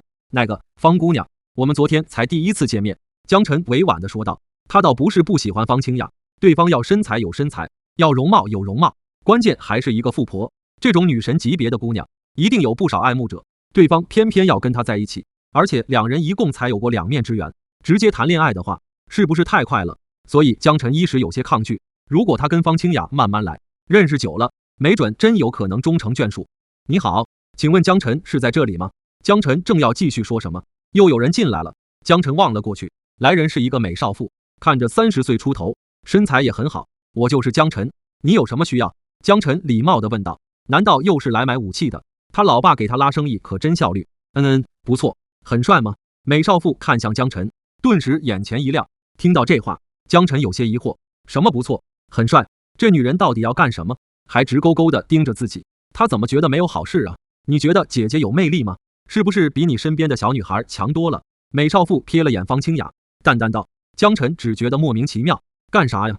弟弟，拿上户口本，跟我走，我们去民政局。就在江晨一脸懵的时候，美少妇一把拽住了他的胳膊，看对方的手里居然有一个户口本，这是要跟他结婚吗？今天到底是什么情况？先是方清雅莫名其妙的要做他女朋友，现在还有个女人要跟他结婚，看样子想玩真的。天哪！谁来告诉他发生了什么？你好，请问谁是江晨？这时候又有女人进来了，而且还不止一个。听到对方问话，江晨一脸猛地指了指自己：“你就是江晨啊！你好，江晨，你好高，好英俊啊！江晨，你好，我们结婚吧。江晨，我爸托梦让我跟你相亲。江晨，你看我的身材好吗？是不是你的菜？天哪，怎么有这么多人？难怪我爷爷让我快点下手。江晨，我喜欢你，我们在一起吧。”一群女人争先恐后的跑向江晨，东拉西扯的，差点把江晨的衣服给撕烂。我靠！江晨已经呆住了，啥情况啊？这么多姑娘想跟我在一起。停！姑娘们，我拜托你们不要拉扯我。反应过来后，江晨大喊道，随即退远了几步。到底是为什么？这些女人也太奇怪了。江晨正疑惑着，突然他想到了一件事，他老爸之前说已经为他做了一件重要的事，还神神秘秘的说让他加把劲。原来老爸说的是就是他的人生大事，给他安排了这么一群女人。靠，老家伙，又他喵给了我一个惊吓，还说我一定会满意。他喵的，你哪次让我满意过？这老家伙就没有靠谱的时候。江晨，你要不要跟我处对象？我可以养你一辈子。别听他的，一个小丫头片子，懂什么？江晨，不然你跟我吧，我有经验，绝对不让你失望。拉倒吧，都30多岁了，想老牛吃嫩草啊？你什么意思？我这是成熟，比你们这些小姑娘有魅力多了。江晨，快跟我去领证。江晨，别理他，我带你去住大别墅。女人们争抢得很疯狂。我说，你们能不能不要吵了？我会很烦的。如果你们不买东西，就赶紧出门吧，不送了。江晨大喊一声，这些女人总算安静下来了。呼，这些莺莺燕燕的跑到这里闹腾，万一被警察叔叔看到了，肯定误会这里有某种交易。江晨，别赶我走，我当然要买东西，你有什么我就买什么，连你这个人我也一起买了。两名浑身穿着大牌的姑娘大声道。江晨脸皮有些抽搐，他以前也幻想过会不会有白富美包养他，让他少奋斗20年，可是他现在不会这么想了。你们还没有真正认识我，就要跟我处对象，这太快了吧？万一我不是好男人，你们不就吃亏了吗？江晨叹了口气说道，这些女人都是傻的吗？你不是好男人，那你更是我的菜了。有一句话说得好，男人不坏，女人不爱，就是我也喜欢坏男人，老公坏坏的，生活多有意思。女人们毫不犹豫地说道，又把江晨惊呆了。第17章，儿啊，他好像真的爱上你了。我靠，真是拿他们没办法了。儿子啊，怎么样，还满意啊？这可是老爸为你精心准备的惊喜，你也是时候考虑人生大事了。这些姑娘中有没有喜欢的？我看大多相貌是不差的。就在江晨头大的时候，老爸江明的声音出现了，这声音除了江晨，其他凡人是听不到的。憋了一肚子气，江晨正想跟老爸算账呢，这老家伙正好送上门来了。江晨直接就要骂骂咧咧，没想到张了张嘴，居然说不出话。靠，又是啥情况？我还骂不得了。儿子啊，是我操作了一下，你可以在心里跟我对话了。要是在这场合说出来，人家会把你当傻子的。江明又开口道。江晨这才反应过来，有道理啊，老家伙，我正想跟你算账呢。今天这些女人是什么情况？她们坚持要跟我谈对象，我头都大了，她们是不是神经病啊？江晨在心里说道。哈哈，是我的兄弟们给家人托梦的，他们都想攀上咱家。至于这些女人怎么真的照做了，那肯定是因为他们在地府的亲人说了一些情况，8成说的是气运的事情。你注意到了吗？来找你的女人大多都是富婆级别的，他们这种人很愿意相信气运的说法，所以他们可不是白痴，知道攀上咱家能获得更多气运，他们当然愿意跟你在一起。而且我儿子长得高大英俊，很吸引女孩子的，他们就更愿意嫁给你了。江明笑呵呵地讲述道。江晨终于明白了，气运确实有不少人相信，他们给死去的亲人找风水宝地安葬，也是为了自家的气运。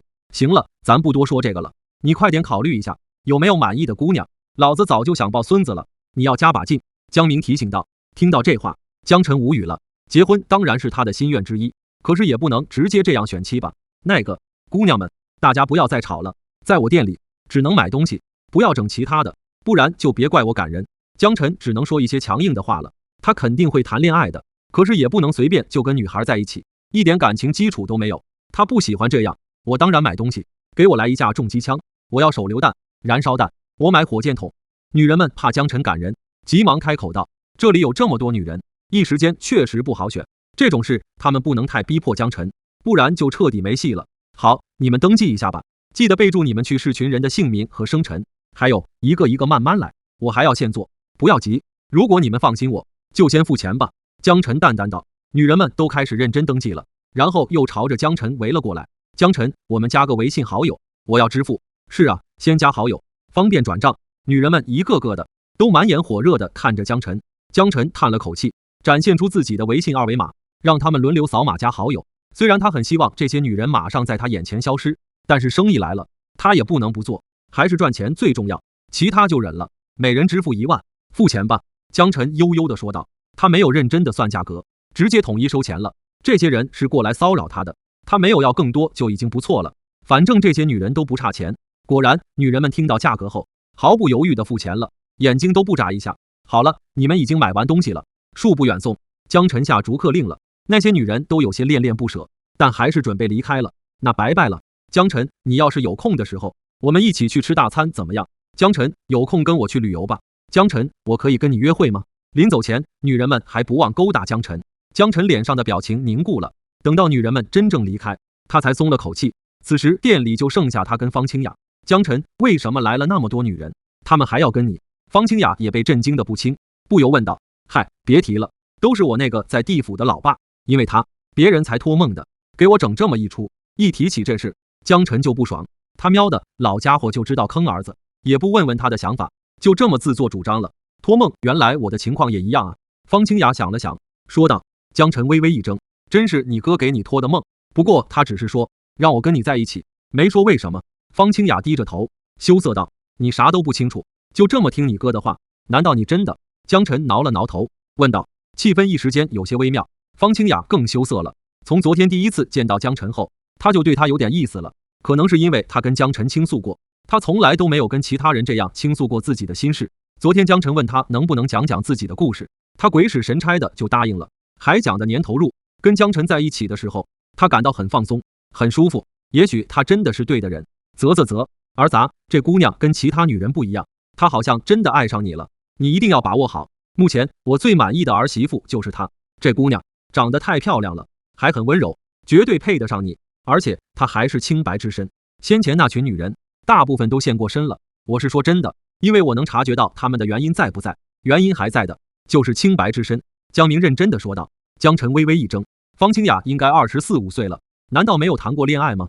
现在这个时代，这样的女孩已经不多了。当然，她不是有这种情怀，在她看来，只要情投意合。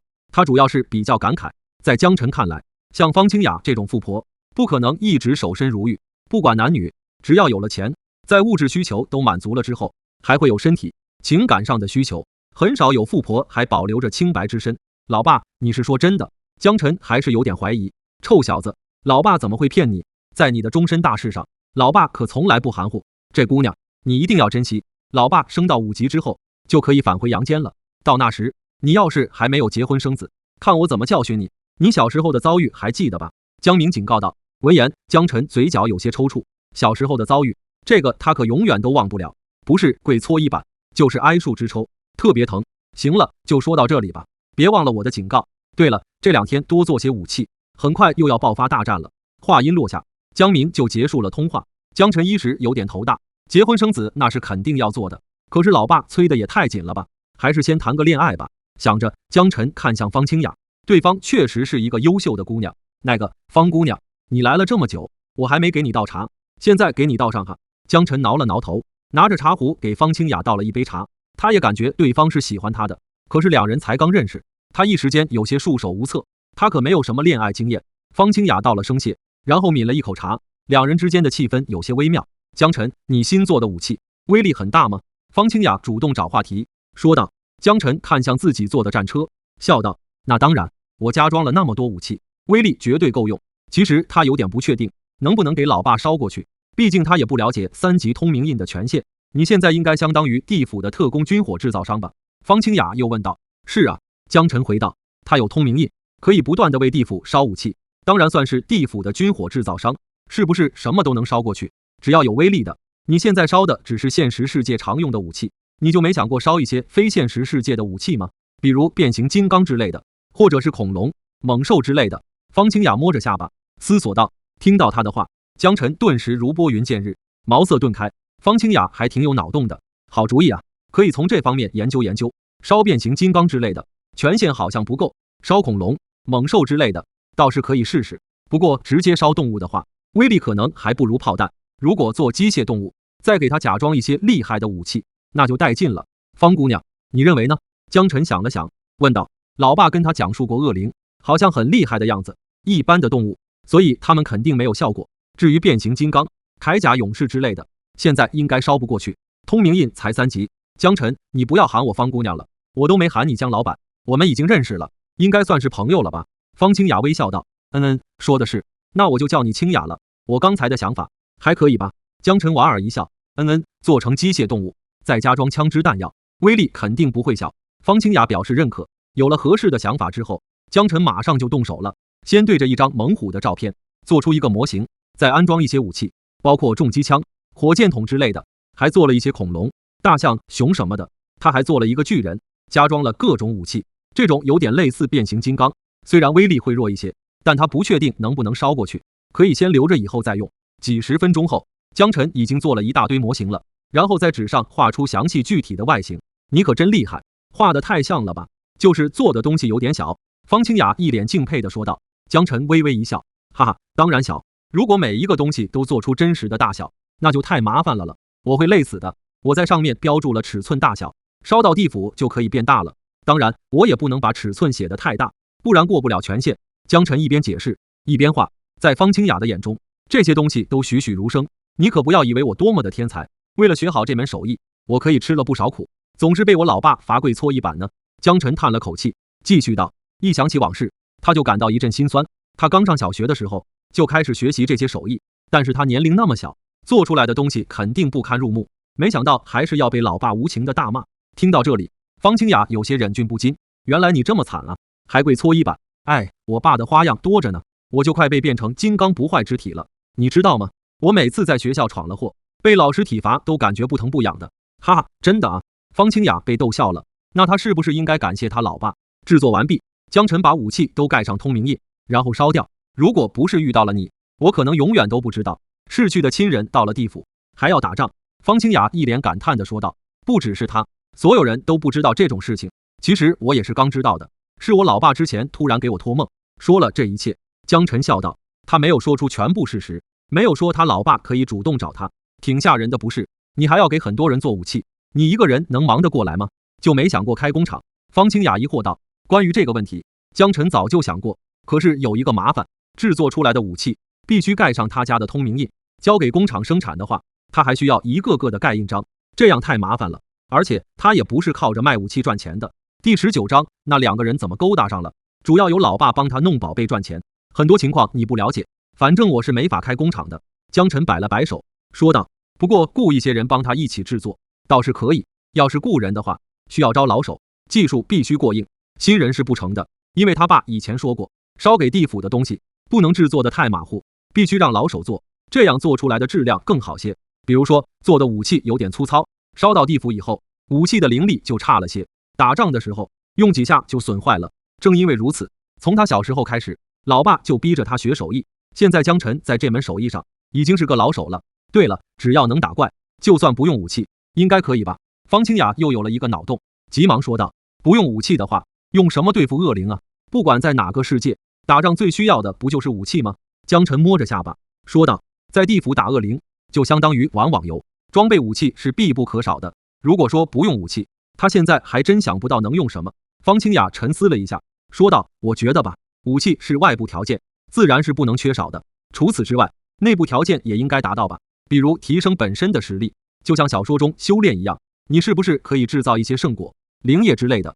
方清雅的一席话再次令江晨如拨云见日，茅塞顿开。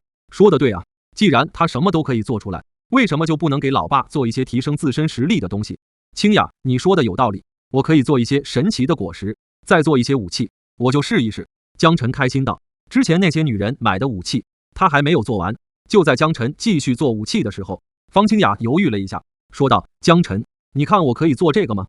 江晨愣了一下。你也学过这种手艺？我以前很习惯制作各种小玩意，算是有点经验。好，那你先制作一个看看。方清雅拿过一些竹条，跟江晨一起看着照片制作了起来。很快，方清雅做出了一个火箭筒。江晨见状，不由惊了一下，这姑娘还是很厉害的吗？做的有模有样，质量也不差。等她最后贴纸的时候，再给她稍稍完善一下就行了。真是一个优秀的姑娘。江晨不禁对她多了点好感。有了方清雅的帮忙，江晨制作武器的效率提高了很多。另一边，万康集团某办公室中，万康继承人嚣张神情冷漠地坐在办公椅上，一名手下低着头站在对面。嚣张心中十分不爽，昨天竟然被一个小角色给赶出了门，真是太窝囊了。江晨，我一定要让你好看。少爷，您真的要买下那条商业街吗？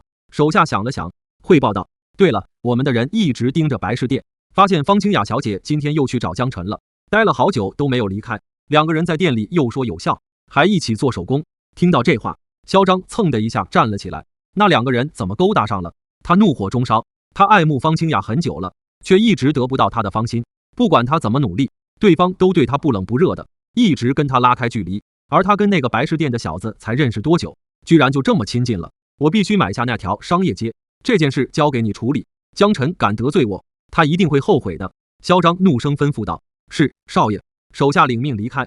江晨，你只是一个小屌丝，还想懒蛤蟆吃天鹅肉？没门！看我不弄死你！嚣张微眯了眯眼睛，恶狠狠地想到。地府。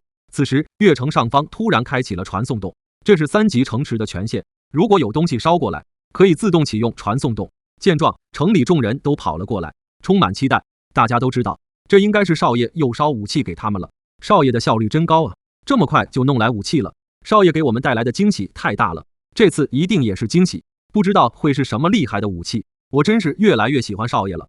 城主大人是个老帅哥，少爷应该也很帅。喂，你这个大老爷们想干什么？我都起鸡皮疙瘩了。就是别他喵恶心我们。哎，也不知道我女儿事情干得怎么样了，有没有泡到少爷？拉倒吧，看你长得这样子，你女儿应该也不怎么样，还是我孙女成功的可能性更大。我孙女长得那是相当漂亮，而且我特意交代过她，让她一定要多给江晨一些承诺，比如给她买车、买房什么的。呵，我侄女长得也不差啊，还是个高学历，江晨少爷一定会喜欢。我也给我妹妹托梦了，希望她加把劲。我也给我儿子托梦了，让他多了解一些搞基的学问。然后，我靠，他喵的，你够狠！还是看看少爷给我们捎来了什么。众人一边盯着传送洞，一边交谈着。如果江晨听到了他们的话，恐怕会当场吐血。他喵的，我江晨不搞基，你儿子不要过来啊！在众人的视线中，传送洞中渐渐浮现出一大堆武器，都是些大家伙。看到这里，月城众人都呆住了，都是啥玩意啊？那是车吗？怎么四不像呢？那些是动物吗？为啥身上插着武器，嘴里还含着炸弹？我勒个去，小兔崽子，你这是坑爹啊！这些都是啥玩意？靠谱吗？不要瞎做武器好吗？怎么还有动物呢？江明看着缓缓降落下来的大家伙们，一脸郁闷。大人，咱不能太早下定论。少爷捎过来的武器，那肯定是靠谱的。一名手下眼冒金光的看着这些武器，他觉得少爷永远值得相信。好吧，能不能用我试试就知道了。这个臭小子可真会整。江明笑道。第20章，不知道老子不会用装甲车吗？说完，江明直接钻进了装甲车中。嗡，启动车子。兄弟们，我去恶灵谷了，试试这辆车的威力。江明把头伸出车窗，冲后面喊道。虽然他不能进恶灵谷，但他只在人家家门口轰几下，总可以吧？我们也上城墙吧，去见识一下。只要是少爷捎来的装备，准没有错。这装甲车虽然看起来有些怪异，但威力应该不小。是啊，我们走。众人笑道，一起上了城墙。而江明直接开着装甲车出了城。另一边，恶灵谷一座黑气缭绕的古堡中，铁凯坐在主位上，一脸期待地盯着不远处的池子。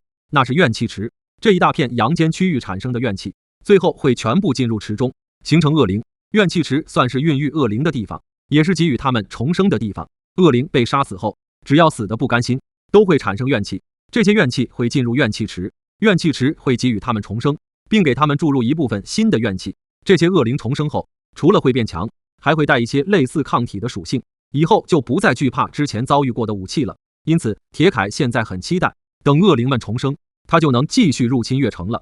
现在月城升了1级，他们恶灵谷也随之升级扩大了，他们的数量会更多，力量也会更强。几千年以来一直如此，这就是地府相互制衡的法则。江明，之前输给你，这一次我一定要扳回来，我要吞噬掉你的灵体，我要重返阳间。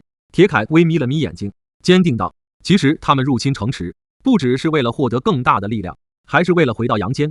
当然，他们只是恶灵，回到阳间后不能成为正常人，会成为一种邪物，有着人的样子，却又不是人。即便如此，他们也很知足了，总比待在恶灵谷这种阴森黑暗的地方强。要知道，一直留在地府，他们只能当恶灵，然后被杀死，再重生，又被杀死，如此反复，反正铁凯很不喜欢这种生活，他在地府已经存活数年了，总是眼睁睁地看着越城的那些前任城主不断地获得功德，然后美滋滋的投胎转世，他太羡慕了。呲啦！就在他感慨的时候，怨气池传来了响动，一团团灰暗的阴气在池中形成。铁凯嘴角一勾，新的恶灵就要形成了，不知道他们会变得多么厉害，反正一定会超越从前。不一会儿，这一团团阴气跳出了怨气池，无数恶灵在铁凯面前出现。铁凯顿时眼前一亮，心中兴奋不已。他们身上的铠甲都闪着银色的光芒。银铠战士，太好了，他们都升了一级，比我现在还要高一级。没想到这次手下们复活，不但能提升力量，才能提升等级。铁凯兴奋得不得了，不管是在防御还是在攻击上，他们的力量比之前强大了数倍，而且他们已经不怕那些重机枪和手榴弹了。这样看来，拿下越城并不难。哈哈哈，真是天助我也！铁凯得意不已。嗖，紧接着有一团巨大的怨气从怨气池飞出，铁凯的脸上又是一喜，他闭上了眼睛，那团怨气融进他的身体。很快，铁凯的身上的铠甲散发出金色的光芒，他现在是金铠战士了，好厉害的怨气！好几年没有享用过这种的怨气了，浑身感觉充满了力量。金铠浑身舒爽地笑道：“怨气就是他们的养料，怨气越大，他们就越强大。小的们，我们去越城算账，不要给他们休整的机会，最好今天一举拿下越城。”铁凯自信满满地指挥道：“必胜，必胜！”银铠恶灵也大喊道。恶灵谷外不远处，江明驾驶着装甲车缓停在那里，越城众人也都在城墙上观望。不过大家的都有些疑惑，为啥城主大人不攻击恶灵谷？是不是装甲车不好使？不应该啊，少爷肯定值得信赖啊。车上，江明挠着头盯着操作台上的各种按钮和开关闸。要知道他在阳间的时候开过最高级的就是 QQ 车，他哪会用装甲车，勉强着才能把车开出来，可是怎么攻击就一窍不通了。他喵的，小兔崽子，你不知道老子不会用装甲车吗？你好歹捎封信过来，给我详细讲解一下。靠，你是不是想让我丢脸啊？坑爹的玩意！江明臭骂道。到底哪个按钮是发射子弹的，哪个释放炸弹的？会不会有自爆按钮？算了，我一个一个试试吧。江明叹了口气，说完他点了一个按钮，突突突，机关枪的声音响起，子弹嗖嗖的往前飞。他又陆续按了好几个按钮，嗖嗖嗖，轰轰轰，各种声音响起，各种武器疯狂开火，有燃烧弹，有重机枪，有火箭筒，有榴弹发射器。一时间，子弹炸弹纷飞，朝着恶灵谷袭去。看到这种电光火花的一幕，城墙上的众人惊呆了。这个装甲车好酷啊，我怎么不知道还有这么厉害的装甲车？武器太齐全了吧？是啊，我也没有见过，果然少爷是可以永远相信的。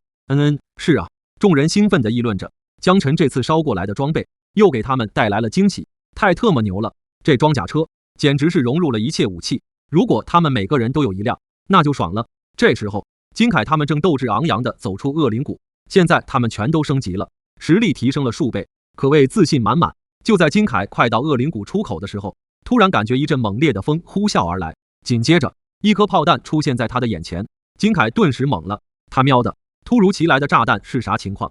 要不要这么客气？他们刚出来就有炸弹等着。还好他迅速开启防御力，金色的铠甲闪着光芒，跟炮弹硬刚了一下。轰！第21章首领，我们别跟越城过不去了。铠甲的光芒消失了，金凯直接被轰退了几步，身前有些火辣辣的。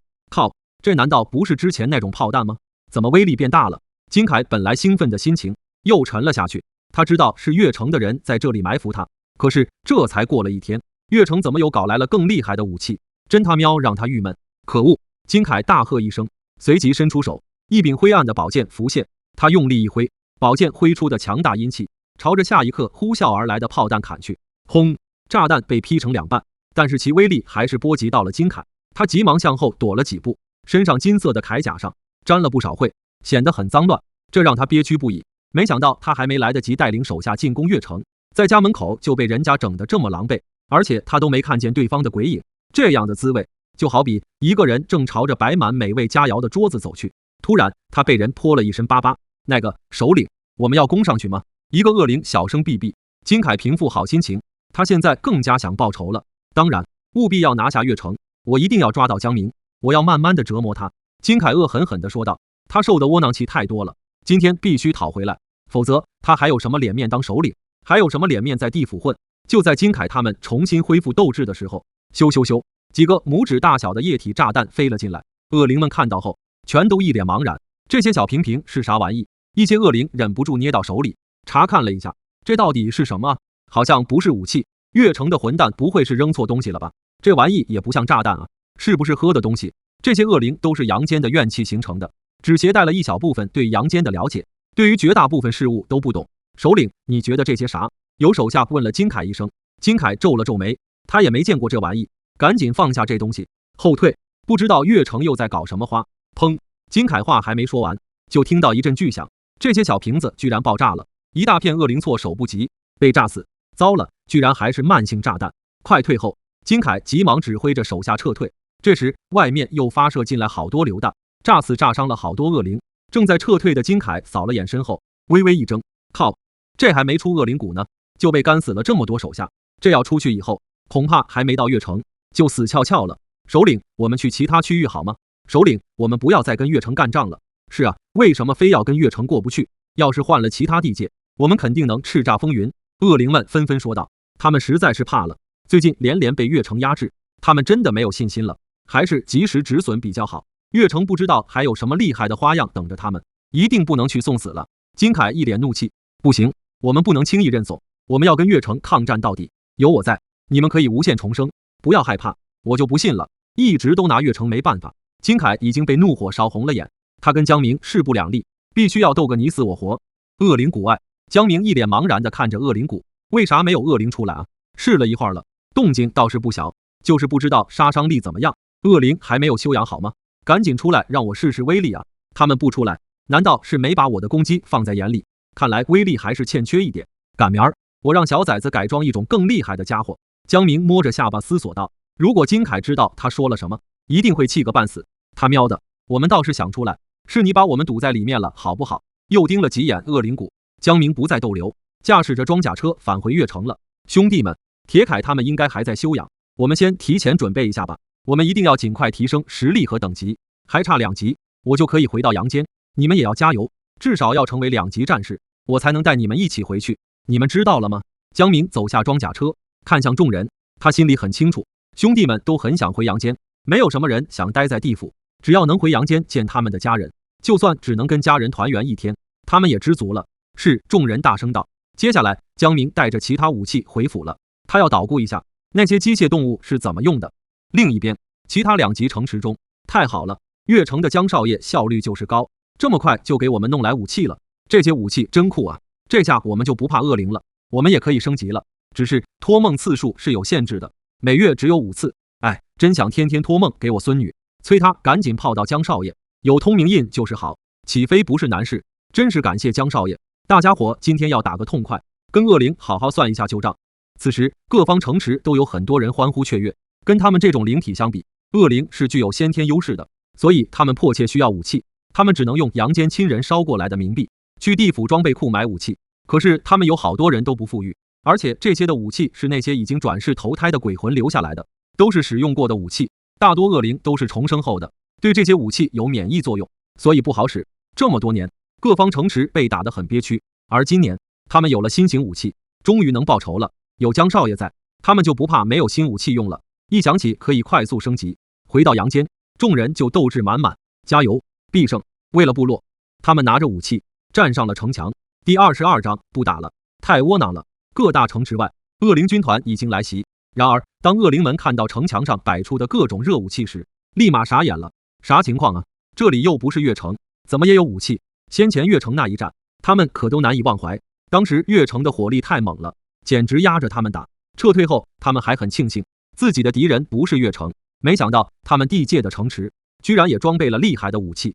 这下他们该怎么攻城啊？这些武器都是月城给的吗？小的们，我们今天不打了，压根就没法打，胜负已经有定论了。各方地界的恶灵首领反应过来后，急忙下了撤退令。天哪，这仗没法打，这不是送死吗？月城那一战，他们的损失很小，可没对这些武器产生免疫，想跑没都没有。小的们，火力伺候，狠狠地打他丫的，一雪前耻，多赚些名利和功德，保佑阳间的亲人。各大城池的城主纷纷下令杀敌，杀呀！所有守卫带着满腔热血，疯狂地开火，重机枪突突突的射击，手榴弹、燃烧弹一个接一个的扔，轰轰轰！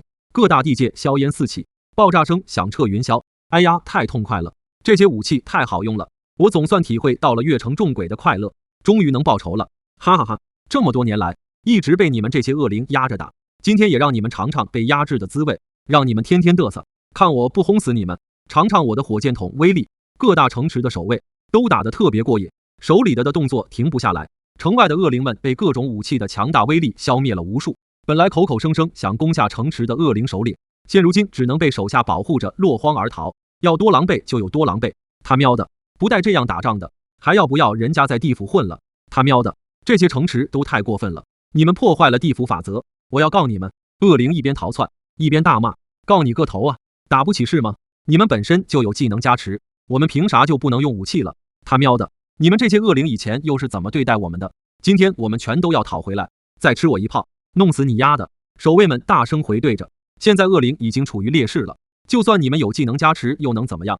就你们那些能力，我们清楚得很。比如阴兆族擅长防御，结果江少爷捎来了喷火枪，专门克制你们的防御，而且我们经常会有新武器，不管你们有多么厉害的技能，我们都能压制你们。你们这些恶灵，以后只有送死的份儿。首领，我们拿他们根本就没办法，不然我们就别待在第18层了。是啊，首领，咱能换一层吗？我实在不想待在这里了，现在太窝囊了，我受不了。首领，你觉得我们不然就待在恶灵谷别出来了？现在这些城池的鬼魂迟早会有阴寿尽的那天，等他们投胎了，我们就可以继续攻城了。到时候城池换了新的一批鬼魂，我们就不怕了。对对对，首领，我们不要跟他们打了，这样下去只会败不会胜。哎，真是不知道他们怎么会有各种武器。恶灵们唉声叹气地说道。到了这种地步，各地界的恶灵首领也很烦恼，他们一时也拿不定主意。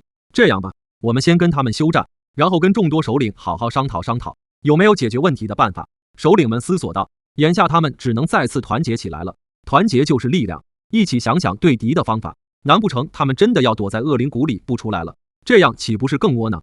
听完首领的话，恶灵们都表示认同。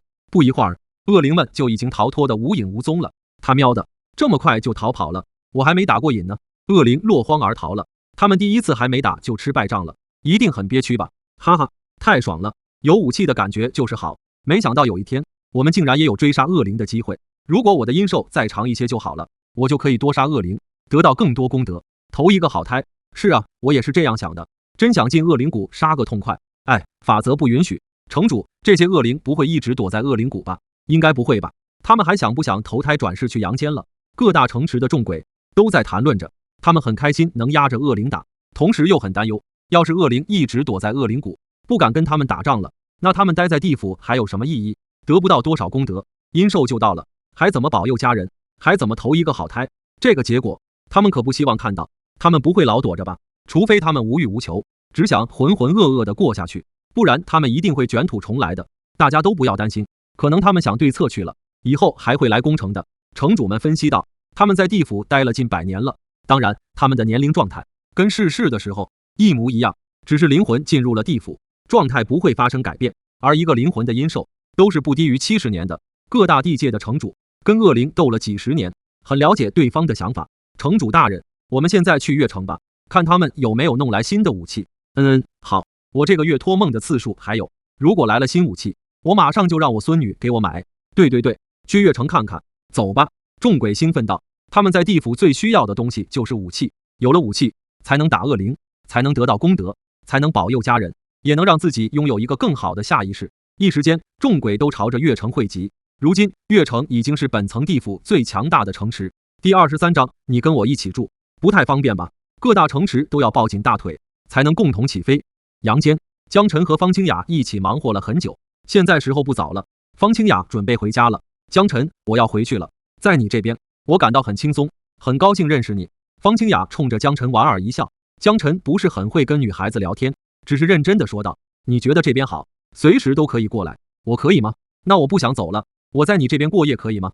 方清雅兴奋地问道。闻言，江晨懵了，再这么开放，在我这里过夜，你跟我一起住，不太方便吧？江晨挠了挠头，说道，关键是他家太朴素了，方清雅是一个白富美，应该不喜欢住在这种地方吧？先不说方清雅是一个富家女孩，就连她自己的心里也是如此，比如吃完了美味佳肴，再吃馒头就咸菜，就很不习惯。这又不是古代，有什么不方便？我只是借住一晚，难道你还担心我会对你怎么着？方清雅神色轻松地调侃道。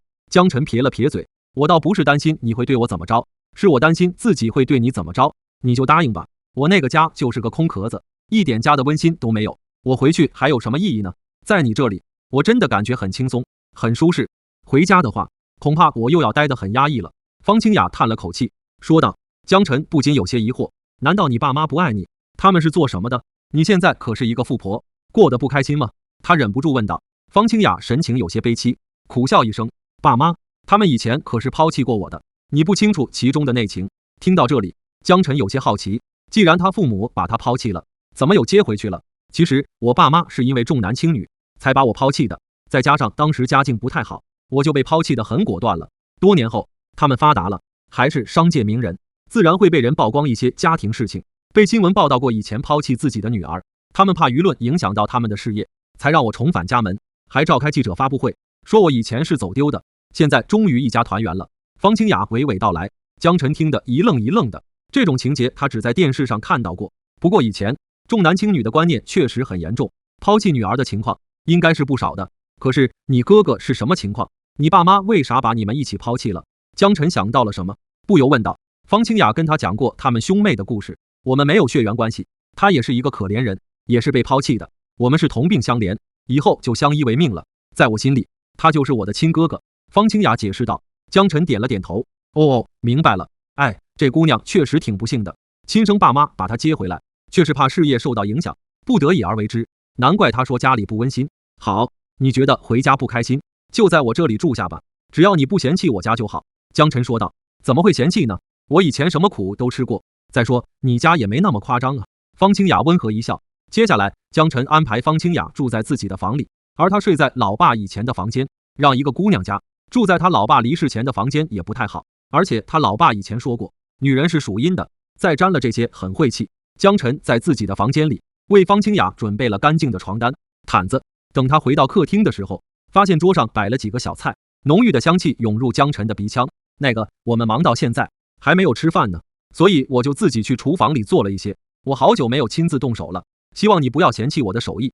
说着，方清雅给江晨盛了一碗米粥，此时她的头发有一点凌乱，几根发丝上还沾着水渍，这时候有一种温馨的感觉涌上江晨的心头。好香啊，你的厨艺不差吗？我家厨房用的是灶台，没想到你也会用。江晨赞叹地说道。在这个新时代，家家户户用的都是煤气灶、电磁炉之类的，也只有一些老人家会使用灶台做饭，而江晨到现在还用灶台，是因为他比较念旧，而且用灶台做饭味道也更特别，还有一种童年的感觉。用电磁炉之类的可能效果会差一些。方清雅以前是过得很苦，可她现在过富家日子也好多年了，一般不需要自己下厨，没想到她还记得灶台怎么用，厨艺也不差。你不用感到奇怪，我从小就会用灶台，而且我觉得用灶台做饭会让我感觉更温馨，饭菜的味道让我很怀念，是我现在在家里尝不到的，尤其是做的米粥，有一种特别的香醇。锅巴我也很喜欢吃。方清雅笑着回道。江晨看向桌上的一盘锅巴，你跟我一样啊，我也特别喜欢吃锅巴，我一直保留着灶台，就是因为用大锅煮饭的时候可以煮出锅巴，香香脆脆的，特别好吃。在锅巴上撒一些辣椒粉，自然那味道太馋人了，绝对是我童年吃过最好吃的零食。以前我跟家人都抢着吃锅巴呢。江晨一脸回忆的说道。是啊，以前我跟哥哥都喜欢吃锅巴，当时我们没钱买零食，能吃到锅巴就已经很满足了。好了，饭还热着，赶紧洗手吃饭吧。方清雅笑眯眯地说着，看起来颇贤惠。好嘞。江晨也笑了笑，他感觉自己跟方清雅的距离越来越近了，两人是有共同点的。洗完手后，江晨坐在了方清雅的对面，两人开始吃饭。还真别说，方清雅的厨艺很不错呢，火候控制得很好，味道恰到好处。第24章，在家看到鬼了。求助，谁娶到了她？那就是娶到了一个贤妻良母，那太幸福了。饭后，方清雅把收拾桌子、洗碗的活儿包揽下来了。在你家吃饭，还谁在你家？怎么说都是我占了便宜，做点家务活也是应该的。清雅，你在我的房间休息，我去我爸的房间。我家的环境比较朴素，你要是适应不了，去附近的宾馆住也可以。江晨把方清雅带到了自己的房间，说道。你怎么能这么说呢？这里的环境还是很不错的，我小时候住的地方更差呢。我想住在这里，是因为这里让我觉得很舒服，有一种温馨的感觉。宾馆可不会让我有这种感觉，你就不用担心了。方清雅莞尔一笑，那行，你休息吧，帮我忙活了这么久，也很累了。说完，江晨就回房准备铁匣子了，然后放在大树下。他可没有忘记让老爸帮忙弄宝贝。做好这一切，江晨就美滋滋的去睡觉了。啊！睡了许久，江晨突然听到一声尖叫，方清雅！江晨急忙坐了起来，他发生什么事了？江晨赶紧穿好衣服跑了出去，却发现方清雅瑟瑟发抖的站在院子里。看到这里，江晨顿时明白了，糟了，他怎么把这茬给忘了？方清雅应该是见到了过来送宝贝的鬼怪。清雅，你还好吗？江晨急忙跑过去，担心道：有鬼，好可怕！江晨，我遇到鬼了，怎么办？方清雅一把抱住了江晨的胳膊，神色惊慌。江晨心中自责不已，他老爸先前提醒过他，不管听到了什么动静，都不能去院子里看，不然后果不堪设想。他倒是记得很清楚，可是方清雅也住进来了，他居然没想着提醒对方，真是太不应该了。清雅，你别这么害怕，没什么大不了的，他们就是一些林中的小精灵，没有恶意的，你不需要害怕他们。江晨想了想，安慰道：要是看到了鬼怪，会有什么后果呢？他现在不知道，先安慰一下方清雅再说吧。啊，小精灵，可是他们跟幽灵似的，阴森森的飘着，很可怕，哪里像小精灵了？方清雅还是很害怕。行了，不要害怕了，不会有事的，不是还有我在这里吗？江晨继续安慰道，心里却在想，宝贝不会没有了吧？哎，真是可惜了，又要等一天了。他们不可怕吗？可是方清雅感到后怕的问道。然而正说着，却突然晕倒了。江晨急忙扶住她。清雅，清雅，你怎么了？江晨呼喊着方清雅，他心中大惊，赶紧试了一下她的脉搏，谢天谢地，没有性命危险。可他为什么突然不省人事了？老爸说后果不堪设想，指的是这样，我要问问老爸才行。江晨想着，把方清雅抱回了房间，然后给老爸捎一封信，情况紧急。他只是写了一句：老爸，在家看到鬼怪了，求助。随即才来到大树下，打开铁匣子，看到里面有一块黄玉。哇，好宝贝啊，估计价值不菲。他喵的，不听话的玩意，老子不是提醒过你吗？后半夜不要出去，不要出去，乖乖待在房间里不行吗？你这个小兔崽子，为什么非要出去看？你赶紧找人给自己收尸吧，以后到了地府，不要说老子是你爸，我没有你这个熊儿子。江晨正拿着黄玉，老爸江明的声音突然传来。江晨有些疑惑，啥情况？看到了鬼怪会死吗？怎么老爸连儿子都不想认了？情况有那么严重吗？老东西，你骂骂咧咧个鬼啊！我还是不是你儿子？你说的什么话？江晨火冒三丈，他喵的，直接就给他一顿臭骂，还要跟他一刀两断。这么多年，他真是错付了。老东西，你把话说清楚，情况有那么严重吗？什么找人给我收尸？什么我以后到了地府？你到底想说什么？江晨破口大骂。我说儿子，其实我们没有血缘关系的，在你还是婴儿的时候，我和你妈在一个臭水沟里发现了盆里的你，听你哭得那么伤心，我和你妈就把你捞了上来。江明笑着说道。听得江晨又要爆发了，他喵的，你在编！老家伙，原来如此，既然我们没有血缘关系，那我就可以放心的掘你棺材了，然后把你的尸骨每天放在阳光下暴晒。他喵的，对于王者而言，那是千万不能乱动棺材的，更不能把人尸骨放在阳光下暴晒，会永世不得超生的。他喵的，小兔崽子，你敢，居然还惦记着掘老子的棺材，明明是你做错了事，你还有理了？骂什么骂？我之前说得很清楚，不能去院子看鬼怪，会出大事的。对了，拿到宝贝了吗？江明唾沫横飞地说道。江晨应了一声，哎，你死定了！他喵的，老子怎么会有你这么个坑爹东西？你明白事情的严重性吗？江晨叹了口气，喊道。不明白。江晨摇了摇头，不会吧，方清雅还这么年轻，就栽在他手里了。切，你看到了人家还是把宝贝给你了，这就说明达成交易了。可是你是一个浑身阳气的大活人，看到了他们，会让他们的修为有损耗。他们是山间的鬼怪，睚眦必报，你伤害了他们，他们就会纠缠你一辈子。市里的老赵一家发生了什么？你没忘吧？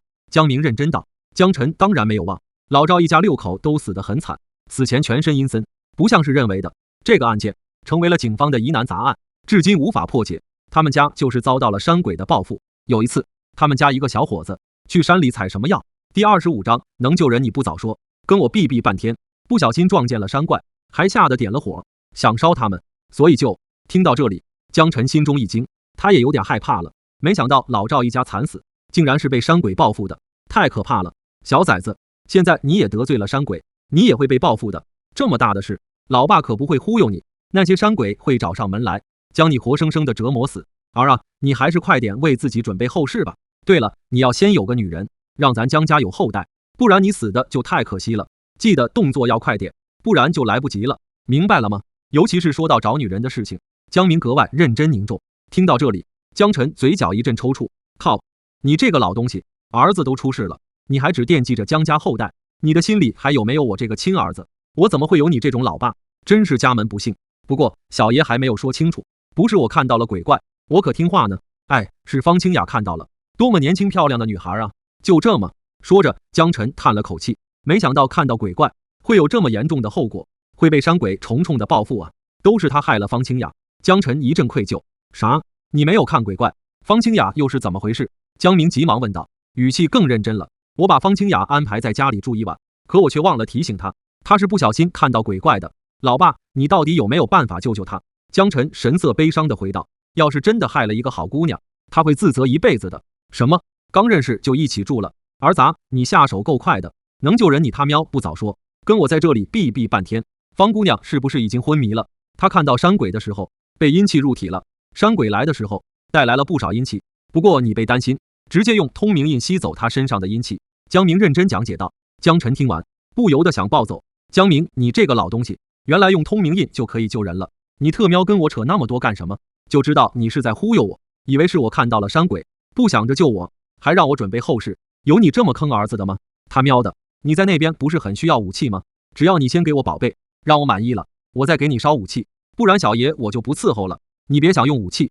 江晨破口大骂。哎呀，儿子，别介，老爸错了还不行吗？我可是你亲爸，你别跟我一般见识啊！江明哭笑不得，他这个儿子做事风格跟他真是一模一样，一点亏都不想吃。哼，是亲爸又怎么样？有宝贝什么都好说，没有就闪一边去。江晨心里真是太不爽了，如果是自己出了事，这老东西就知道幸灾乐祸，要是别人出了事，那就太伤心了。靠，他现在真的怀疑自己是被老爸捡来的。行了，你快点救人吧，那可是我儿媳妇，你不急我还急呢。江明笑呵呵道。江晨一阵无语，他当然会救方清雅，这个姑娘他还真是越来越喜欢了。先不说长得漂亮，主要是心地好，温柔贤惠，没有其他千金小姐那种公主病。想着，江晨拿出通明印，跑去了方清雅的住处。老家伙，然后呢？江晨拿着通明印，看着床上的方清雅，问道：你直接把通明印贴在她的手腕，还好她是女孩子，影响不大，不过你还是要补偿一下山鬼，下次多放些香纸。江明悠悠道。江晨点了点头，照着做。老东西，你真的是忽悠我的，多放些香纸就能补偿啊？江晨疑惑道。事情这么容易搞定，不是说山鬼睚眦必报吗？是他的话，情况就很简单了，因为她是女孩，带有阴气，而且她的元阴还在，有足够的阴气，不会损伤山鬼的修为，就是惊扰到他们了。话说你小子下手速度够快的，这就把他安排在家里住下了，你再加把劲，把他给搞定。哈，江明笑眯眯地说着。在江晨听来，老爸怎么笑得那么贱？听你这么说，我跟他在一起，对我也有什么利益？江晨问道。当然，之后你就明白了。好了，就这样把通明印贴在他的手腕处，半个小时后他就没事了。你记得在铁匣子里放多点香纸，我给人家道个歉。江明交代道。江晨不太明白，问道：老爸，你还要这么卑微？你已经是3级战士了，地位没那么低吧？难道还怕山鬼不成？听到这话，江明不乐意了。他喵的，说什么呢？你知道什么？江晨挠了挠头。咋了？他说错什么了吗？我告诉你吧，人们所说的风水宝地，其实跟山鬼有关，那里阴气重，是他们的老窝。老子倒不是胆小，一切都是为了你这个小崽子啊！哎，你小子还总是抱怨老子，不明白老子的心意。江明叹息道，心中有些苦笑。闻言，江晨心中也有些动容，他很了解老爸，以前他们之间也老是闹腾，他知道老爸是很爱他的，一切是为了我。怎么说？是跟宝贝有关吗？江晨追问道。八戒山鬼对他有啥利益？除了弄宝贝，他想不到其他事情。你是不是傻？难道你能一直活着？我刚才不是说了吗？山鬼是生长在风水宝地的，将来你不想安葬在风水宝地，只有跟山鬼混好了，才能顺顺利利的住在宝地。也许他们还愿意帮你安排一个更好的地方。臭小子，难道你不想在地府混得好？第26章，你知道灵魂摆渡人吗？所以起点是很重要的，知道了吗？江明恨铁不成钢的骂道。可江晨抓住的重点不是在地府混得怎么样，而是这老家伙竟然现在就开始给他安排后事了。老东西，我才20多岁好不好？你这是多盼望我死，想得太远了吧？去你的，你这是在咒我吗？我要是走得早，就没人给你烧武器了。他喵的！江晨气呼呼地说道。那你就快点结婚生子，给我们江家留一个后代啊！只要有我的孙子在，谁管你死不死？江明笑眯眯道。江晨一阵无语，跟这个老家伙没法聊了。他站了起来，去找香纸，准备放在匣子里。在江晨店里，香纸应有尽有，他马上拿了很多，然后换了一个更大的铁匣子，盖完通明印后，就把厚厚的一沓香纸都放进去了。对了，老家伙，为什么要给山鬼这么多香纸？他们需要这个吗？他们又不是地府的鬼怪，没道理用香纸啊。江晨问出了心中的不解。你这个问题问得好，我正想跟你解释呢。香纸对山鬼来说就相当于钱，而且是金子那种级别，他们当然想要更多的香纸。小崽子，你知道鬼市吗？江明悠悠地说道。闻言，江晨点了点头，他知道鬼市的存在，不过这不是阳间搞的吗？跟鬼怪有啥关联？哈哈，此鬼市非彼鬼市。江明笑道，在阳间，鬼市的存在，顾名思义，是见不得光的交易场所，一些不明来历的货物就可以在鬼市交易。这一点江晨也很清楚的，只是他不明白香纸在这里面又有什么说法，还跟鬼怪牵扯上了。我知道你疑惑的是什么，江明继续说道，我说的鬼市可是阴间的，它存在于阴阳两界的交汇处。你知道灵魂摆渡人吗？江晨大概知道了什么。我看过相关的小说，书中说人死后，他的鬼魂并不能直接进入地府，需要被阴差带到弱水河畔，然后被摆渡人带过河，这样一来，灵魂就得到了净化，之后通过鬼门关，最后才能进地府。不是吧？灵魂摆渡的故事是真实的，然后这么说，弱水河畔也是存在的。江晨惊呼道，对的，可以啊，小崽子还了解过这些知识。而鬼市就位于弱水河附近的石山洞，人类是无法进去的，摆渡船只能承受鬼魂的重量，所以鬼怪之类的才能去那里做交易，香纸就是他们用的交易货币，明白了吗？江明认真的介绍着。江晨听得一愣一愣的，居然还有这种事情，他还是第一次知道，不知道还有多少他不清楚的学问。那鬼怪一般做什么交易呢？他继续问道。江明马上回道，当然是他们需要的阴物，这些地府全都有，至于地府的鬼魂要跟他们交易的，自然是武器了。我们跟恶灵打仗的武器，就是从哪些鬼怪身上买来的。说着，江明突然幸灾乐祸地笑了起来。哈，可是现在呢？我们的武器来源可是你这个小家伙。各大城池的鬼魂都托家人找你买武器，这些阳间的鬼怪失去了不少做交易的机会，你的罪过可不小，要是被人家察觉了，你可就糟糕了。听到这里，江晨背后一凉，我勒个去，不会吧？他还想凭靠做武器发现小财，没想到还有生命危险。老爸，你可别吓唬我，你都是3级战士了，在地府的地位可不低，你应该能帮我吧？你给那些鬼怪多送点好处不就得了？他们需要的东西，你刚才说了，都是地府的阴物，你给他们不就好了？这样的话，我们可能会有些损失，不过我有办法补回来。你不是说那些鬼怪的窝点就是人们所说的风水宝地吗？你让他们多去一些新的窝点，在每一个窝点还没有形成风水宝地的时候，我先低价给买下来，之后鬼怪待的时间长了点，阴气积攒的多了，也就形成了风水宝地，到那时候我就可以高价卖出去了，大把大把的钱就到手了，真爽。江晨奸笑着说道，他还真是有商业头脑，这个赚钱的方法真是绝了。毕竟现在这个社会有钱人特别多，他们对于风水之类的很坚信，也愿意花大价钱购买一块风水宝地。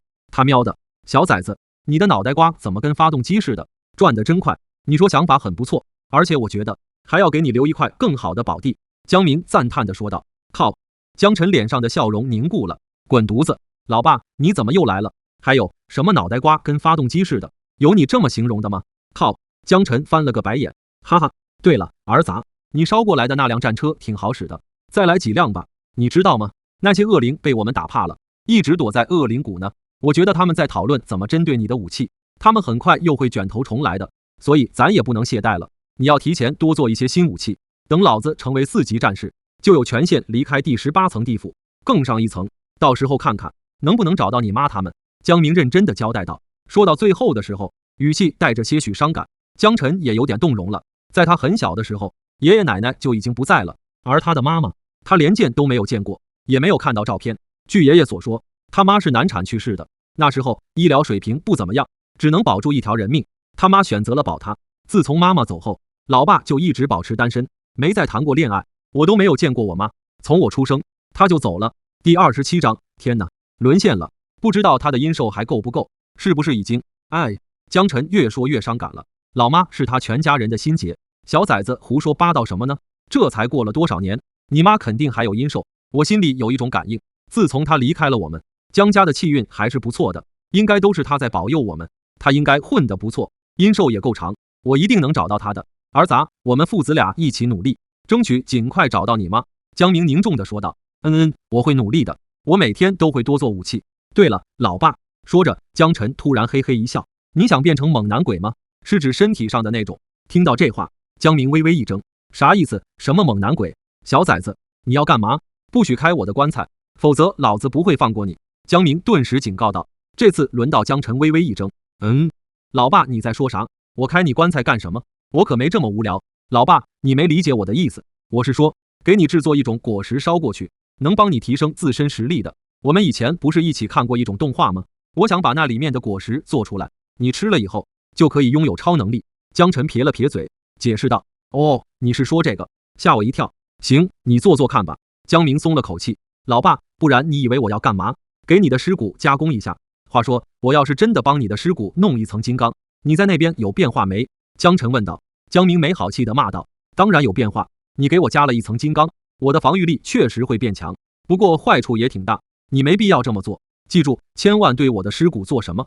江晨瞪大了眼睛，真的可以这样做？哇，掌握到了意外的知识。我不确定烧过去的果实有没有用，你试试看吧。装甲车，我再给你做一些，记得再帮我拉一些生意。江晨想了想，提醒道：“赚钱才是王道。”知道了，小崽子，最重要的事情就是你跟方清雅加把劲，生个孩子出来。交代完这一句，通话就结束了。他喵的，身在地府还不忘叨叨我。江晨翻了个白眼，然后拿着黄玉回了房间。此时方清雅的脸色红润了一些，之前是苍白的，应该很快就被通明印去除阴气了。江晨安心了不少，他就在床边守着，毕竟是他把人家害成这样的，自然要守到人家醒过来。不知道守了多久，江晨竟然睡着了。等他再次睁开眼睛的时候，天都亮了。江晨揉了揉眼睛，打了个哈欠，正要伸懒腰的时候，他突然想到了什么，直接坐了起来。他好像在守着方清雅来着，怎么自己睡着了？最后还直接躺在了人家睡觉的地方。方清雅还好吗？看到对方不在房间，他急忙穿上鞋子。这时方清雅走了进来。清雅，你现在感觉怎么样？江晨赶紧问道。方清雅的脸上有一片红云，柔柔地说道：“我很好啊。”那就好。江晨挠了挠头，昨天夜里你晕倒了，我想坐在床边守到你醒过来，然而自己那么快就睡着了。哎呀，我真是，女孩在家里，她做的真是太差了，连照顾人家都做不到，最后还被人家脱了鞋子，盖上了毯子，照顾得好好的，真不争气。关键是还跟人家躺在一起了，多尴尬了，万一被误会了什么，她高尚的人设就崩了。你不用自责，那时候已经很晚了，你守着我多辛苦。方清雅善解人意地说道。他知道江晨说的都是真的，对方对他没有心存不轨，毕竟江晨睡着的时候腿是搭在床边的，手里还握着东西，显然是坐着坐着就睡着了。对方是一个正人君子，这让方清雅对江晨的好感加深了。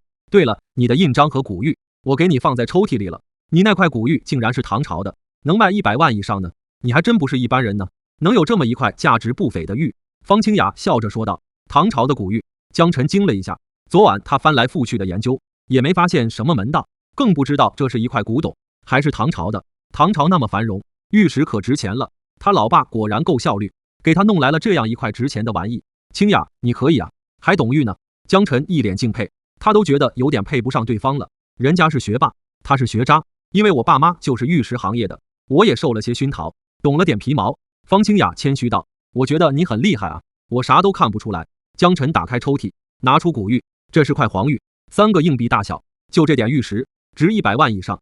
他惊呼道，他可不懂玉石行业，不会低于100万，大概在130万左右吧。不过这块玉的纯度不是太高，如果是纯玉，价值就更大了，最起码这么多钱。说着，方清雅亮出4根手指，400万。江晨震惊不已，一块小小的纯玉这么值钱，等于一辆豪车啊！难怪这年头盗墓的人很多，抵不住诱惑啊！毕竟搞一块玉都能赚一辆豪车钱。好了，你洗洗脸，准备吃饭吧，我在客厅等你一起吃。方清雅微微一笑，说道。好温柔，好贤惠啊！天哪，沦陷了！一时间，江晨心动不已。两人一起用完早餐后，就去老钱的古董店了。他打算快点卖掉这块古玉，拿到大把大把的票子最要紧。不过他不懂古玉，老钱太鬼精了，8成会坑他，干脆把方清雅也带上，自己也好安心。古董店，老钱，来宝贝了。江晨走了进来，直接亮出自己的古玉。第28章，老钱，你还真是深藏不露。江晨，可以啊，这么快就有宝贝了。老钱笑眯眯地走过来，看到江晨身边的方清雅后，他不禁眼前一亮。哎呦，江晨，你一厉害啊，才2天不见，你就谈对象了，这姑娘长得真俊啊。听到老钱的话，江晨急忙看了眼方清雅，对方只是脸蛋微红，没有说什么。行了，别废话了，没见过漂亮女孩吗？一惊一乍的，你看看我这块玉。江晨撇了撇嘴，回对道。方清雅顿时有些忍俊不禁，嘿嘿，好，我看一下。老钱又贱笑了一声，接过江晨的古玉，扫了两眼，然后嗅了嗅，江晨，你最近发达了，这块玉是唐朝的，很值钱，不过它只是杂玉，如果是纯玉的话，就更值钱了。说完，老钱感到有些可惜的咂了咂嘴。江晨被震惊到了，我说老钱，你有狗鼻子啊，嗅了嗅就什么都知道了。江晨早就想问这个问题了，之前他拿金子过来的时候，老钱就是嗅了几下，马上就清楚了金子的来历。这块玉他也问过，也没什么特别的味道啊。此时一旁的方清雅皱了皱眉，似是陷入了思索。天才地宝，片刻后他突然开口，无所不嗅。老钱微微一怔，随即接上了一句。方清雅顿时惊喜地笑了笑，原来真的是文派的前辈，久仰了，哈，没想到你竟然认出了我的身份。老钱笑了笑。听到这里，江晨一脸迷茫，仿佛与这里格格不入。喂，你们干嘛？怎么玩起暗号来了？什么天才地宝，无所不嗅？江晨追问道。方清雅嫣然一笑，说道：江晨，这是流派的一个术语，你当然听不明白。流派是儒家、法家、墨家之类的流派吗？文派又是什么？他怎么不知道历史上有这个流派？我们文派是杂家流，不是主要流派，你不知道也能理解。老钱笑着解释道。我去，老钱，你还真是深藏不露。江晨惊呼道。老钱只不过比他大几岁，他们可是从小就认识，关系很好，怎么从来就不知道他是什么流派的人？你听说过杂家吗？通俗讲来，也就是杂七杂八的意思，什么种类都有。其实你们白氏一行以前也算是杂家流。听到老钱的话，江晨点了点头，又增添了一些奇怪的学问。是啊，江晨，杂家融合了不少奇人异事，前店主所在的文派拥有的能力就是厉害的嗅觉，没想到在我们林州市能遇到文派的前辈，真是很荣幸啊。方清雅笑呵呵地看向老钱，哈，姑娘别这样说，我现在只是一个古董店老板，不是什么前辈。老钱笑道。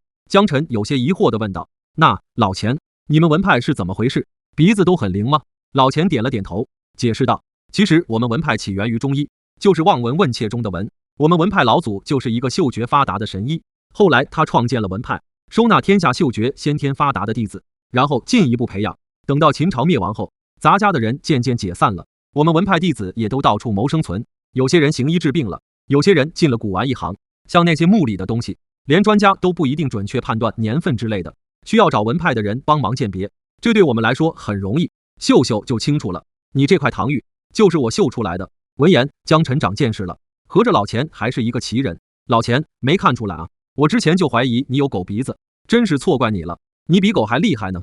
江晨赞叹道。老钱听到这话，立马不乐意了，去你的，会不会夸人，竟然拿老子跟狗比？拜托，狗都不如你的嗅觉厉害，这没毛病吧？我这是夸你呢，真是狗咬吕洞宾。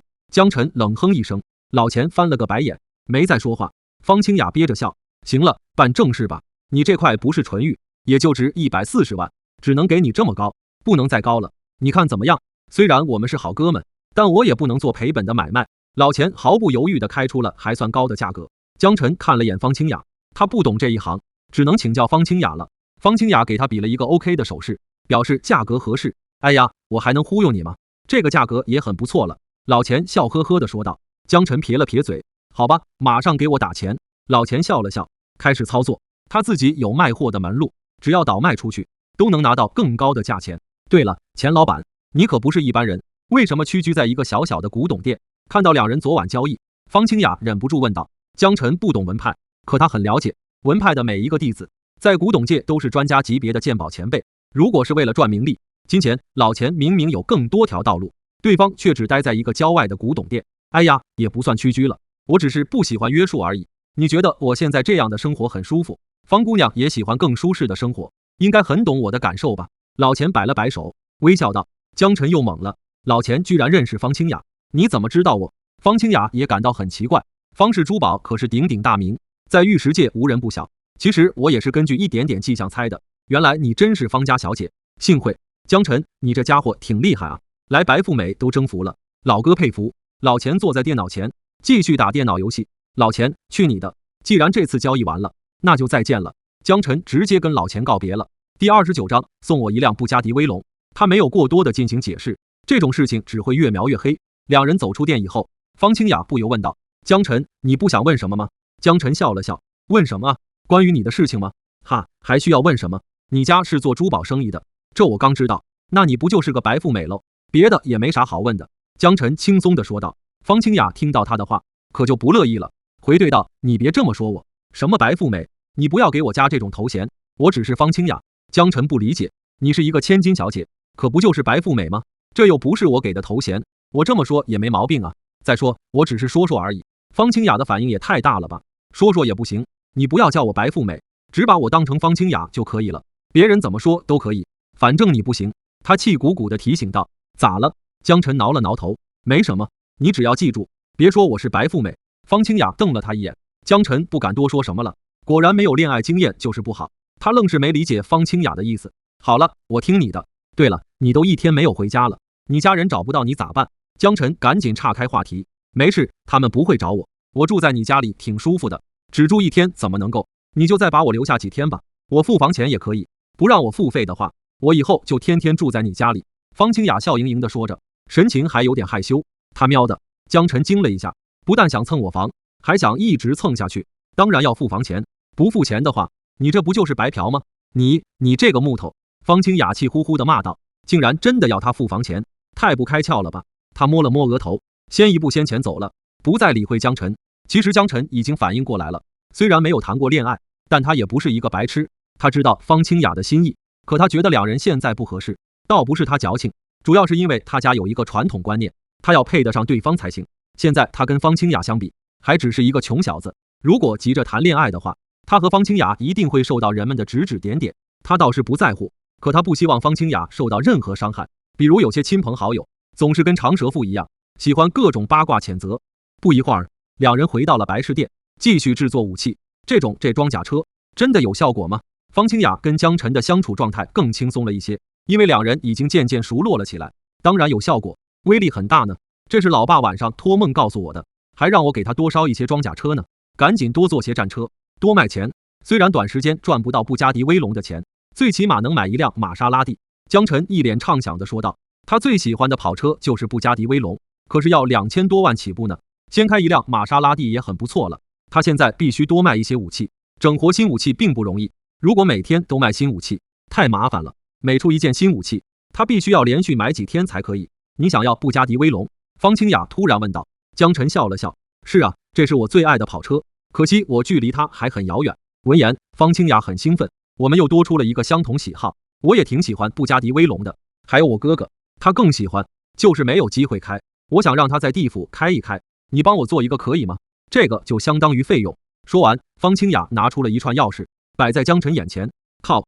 江晨顿时看直了眼，布加迪威龙的车钥匙，方清雅竟然为了一个模型，用真的跟他做交换，这跟白送有什么区别？清雅，你有没有搞错？你的布加迪威龙足以跟我买无数个模型了，你这是赔本的买卖。江晨不可思议道，这姑娘前不久还交代自己别把她当成白富美，她现在岂不是自己非要向别人证明？不说其他跑车，光是布加迪威龙，我一共有2辆，给你1辆也没什么。我哥哥非常喜欢布加迪威龙，我想让他在地府实现梦想，你就帮我做1辆给他吧，这个忙是无价的，何止1辆跑车？方清雅认真请求道。江晨愣在了原地，他到底有多少跑车？光是布加迪威龙就有2辆，富人的世界果然是他这等穷人无法理解的。清雅，既然这个忙是无价的，那你就不要跟我谈价钱，我可以帮忙，车钥匙你就收回去吧。江晨也认真道，他怎么有一种感觉呢？觉得方清雅是想养他一辈子，可是这不符合他的性子，他不喜欢被包养，何况他现在有赚钱的本事，可以慢慢赚钱，总有一天他能买到布加迪威龙。不用了，你还是收下钥匙吧，不然这样，反正以后我还要请你帮我烧武器，那就用这辆跑车慢慢抵钱吧，我就不用每次付你钱了。当然你也不要担心一直抵不完钱，以后你赚多了钱，可以支付我剩下的跑车钱，也就相当于你从我这里买了车，大家朋友一场，这样子卖给你1辆车也没毛病吧？方清雅笑眯眯地问道。江晨思索了一下，这样其实也行，那就不算是白白占便宜了，等他赚够了钱，把剩下的跑车钱付给他就是了，就是时间会久了些，当然也不一定，老爸升级的那么快，没准很快就给他搞来了发大财的宝贝。好，那就算我向你买跑车了，不过还是要谢谢你，让我提前得到最爱的车。江晨真诚地说道。方清雅开心地笑了笑，把车钥匙递给他，这下我们之间的关联就建立得更多了。第30章，你们郎才女貌，恭喜！直到把钥匙握在手里，江晨依然感到难以置信，他这么快就要实现梦想了吗？感觉像做梦一样。你先等几天，回头我让人把车托运给你。方清雅又道，没问题。江晨自然是不着急，本来遥不可及的梦想都实现了，还差那几天吗？江晨，我可以继续住在你这里吗？我暂时还不想回去，那个家让我太不舒服了，我不喜欢。方清雅一脸央求地望着江晨，看样子是铁了心想留下来。江晨微微一笑，那你留下吧，喜欢的话住多久都行，本来我是一个人住，有了你会热闹一点。听到这话，方清雅嫣然一笑。接下来的时间里，江晨继续做武器了。几个小时后，一排排装甲车做好了，盖上通明印后，直接烧给老爸。然后他制作了2辆布加迪威龙跑车，这是方清雅先前要求的，另一辆是给老爸的。这么好的跑车，地府的其他鬼也会眼馋吧？到时候他是不是就有生意了？毕竟那边的很多人在阳间可能都没开过这种超级跑车，他们不可能不眼馋。江老板，来生意了。这时候店里有客人来了，江晨往门口瞅了一眼，是徐老。除了徐老，还有不少客人，他们都穿得很阔绰，一看就是富人。40多个顾客，那可赚大发了。江晨心中一喜，急忙上前迎接。徐老，您来了，快请坐。江晨热情地打了声招呼，扶着徐老坐了下来。面对金主，他当然要上心。江老板，你玩的花样还挺多的，我孙子又给我托梦了，小嘴巴巴的，一直交代我给他买新武器。江老板，你有什么新武器，每一样都帮我做吧，钱好说。徐老笑眯眯地说道，豪气得很。还有他们跟我的需要是一样，而且都不差钱，你尽管做吧。说完，徐老扫了眼身后的众人，那些人都是一副很老实的样子，好像很忌惮徐老。没错，江老板，我们不差钱，为了我们那些在地府的亲人，什么事都好说，你就尽管做吧，能做多少我们就要多少。众人笑呵呵道。江晨瞪大了眼睛，哇塞，全都是富得流油的人啊，他心里很兴奋，今天能干一票大的。好的，我会尽力的，大家都请进吧。你们人好多啊，呵呵。看着堵在门口的众人，江晨有些头大，店里那么小，哪站得下几十口子人，有必要尽快伸展店面了，以后他的生意只会越来越多，总不能让人家都待在外面吧。江老板，您不用担忧，我站在外面就挺好的。是啊，在哪里等不是等，我们都可以的。没错，江老板，你继续做武器吧，我们不需要进去打扰。呵呵，这些人善解人意地说道。不过怎么看，江晨都觉得他们是在忌惮什么。江晨不由望了眼徐老，好，我去给你们拿椅子，你们将就一下吧。闻言，众人没有马上回应，而是先看了眼徐老。徐老使了个眼色，表示可以，多谢江老板。众人异口同声道。见状，江晨越发猜测徐老是一位大佬，不过他究竟有多大的身份，这些人居然这么怕他。江晨边想边去仓库拿椅子，很快就用推车推来了40几个椅子。他家店里有时还会对外租桌椅，一些不是很富裕的家庭办白事的时候，酒席会设在街上，便需要租赁桌椅。徐老，您也在这里？方清雅刚买完衣服和生活用品回来，惊呼道：方小姑娘，你来这里也是？咦，你是住在这里吗？徐老注意到了方清雅手里的大包小包，不由问道。他先是惊了一下，然后老脸上浮现出笑意。方清雅顿时红了脸，一时不知道该怎么说。而江晨正在给众人分发凳子，不知道里面的情况，所以徐老就更确认了，不由笑得更有深意。你们郎才女貌，天作之合，恭喜恭喜啊！闻言，方清雅更羞涩了，不敢跟徐老对视，急忙跑回了房间。徐老，我给您看一下我最近新制作的武器吧。这时，江晨抱着一辆装甲车走了过来。这是什么车？看着像装甲车，可是我没见过这种款式的装甲车，好怪异啊。是啊，我也没见过。战车上貌似加装了各种武器，模样是有点怪异，效果肯定不错吧？样子无所谓，最重要的是好用。江老板制作的武器应该都不差。众人看到后不由谈论道：江老板，你的新武器好像怪怪的，这是装甲车吗？徐老也笑问道：对，是装甲车，我根据自己的想法给升级了一下，我也不懂武器，不敢破坏它们的结构，就这样简单融上去，看着是很丑，效果可是杠杠低。江晨笑道：好，我相信你，你也给我做这个吧。徐老不假思索地说道。徐老都没有意见，其余众人自然也没意见。是啊，江老板说好，那就一定好，给我也做这个吧，我感觉这种战车一定超厉害，我也要。我也要，还有我。众人也跟在徐老后面说道：好，大家先登记一下吧，想烧给谁就把谁的名字和生辰备注一下，我会帮大家烧过去。对了，我知道大家不差钱，但我还是要说清楚价格，这车4万一辆，当然威力绝对在线，你们不会吃亏。大家都没意见吧？江晨认真的说道。所有人都毫不犹豫的表示没意见，4万而已，对他们这些富豪来说不算什么。接下来，方清雅帮着江晨给众人发登记纸条，而江晨没有浪费1分1秒，已经开始制作武器了。今天毫无疑问，他赚到了一大笔钱，比之前都猛。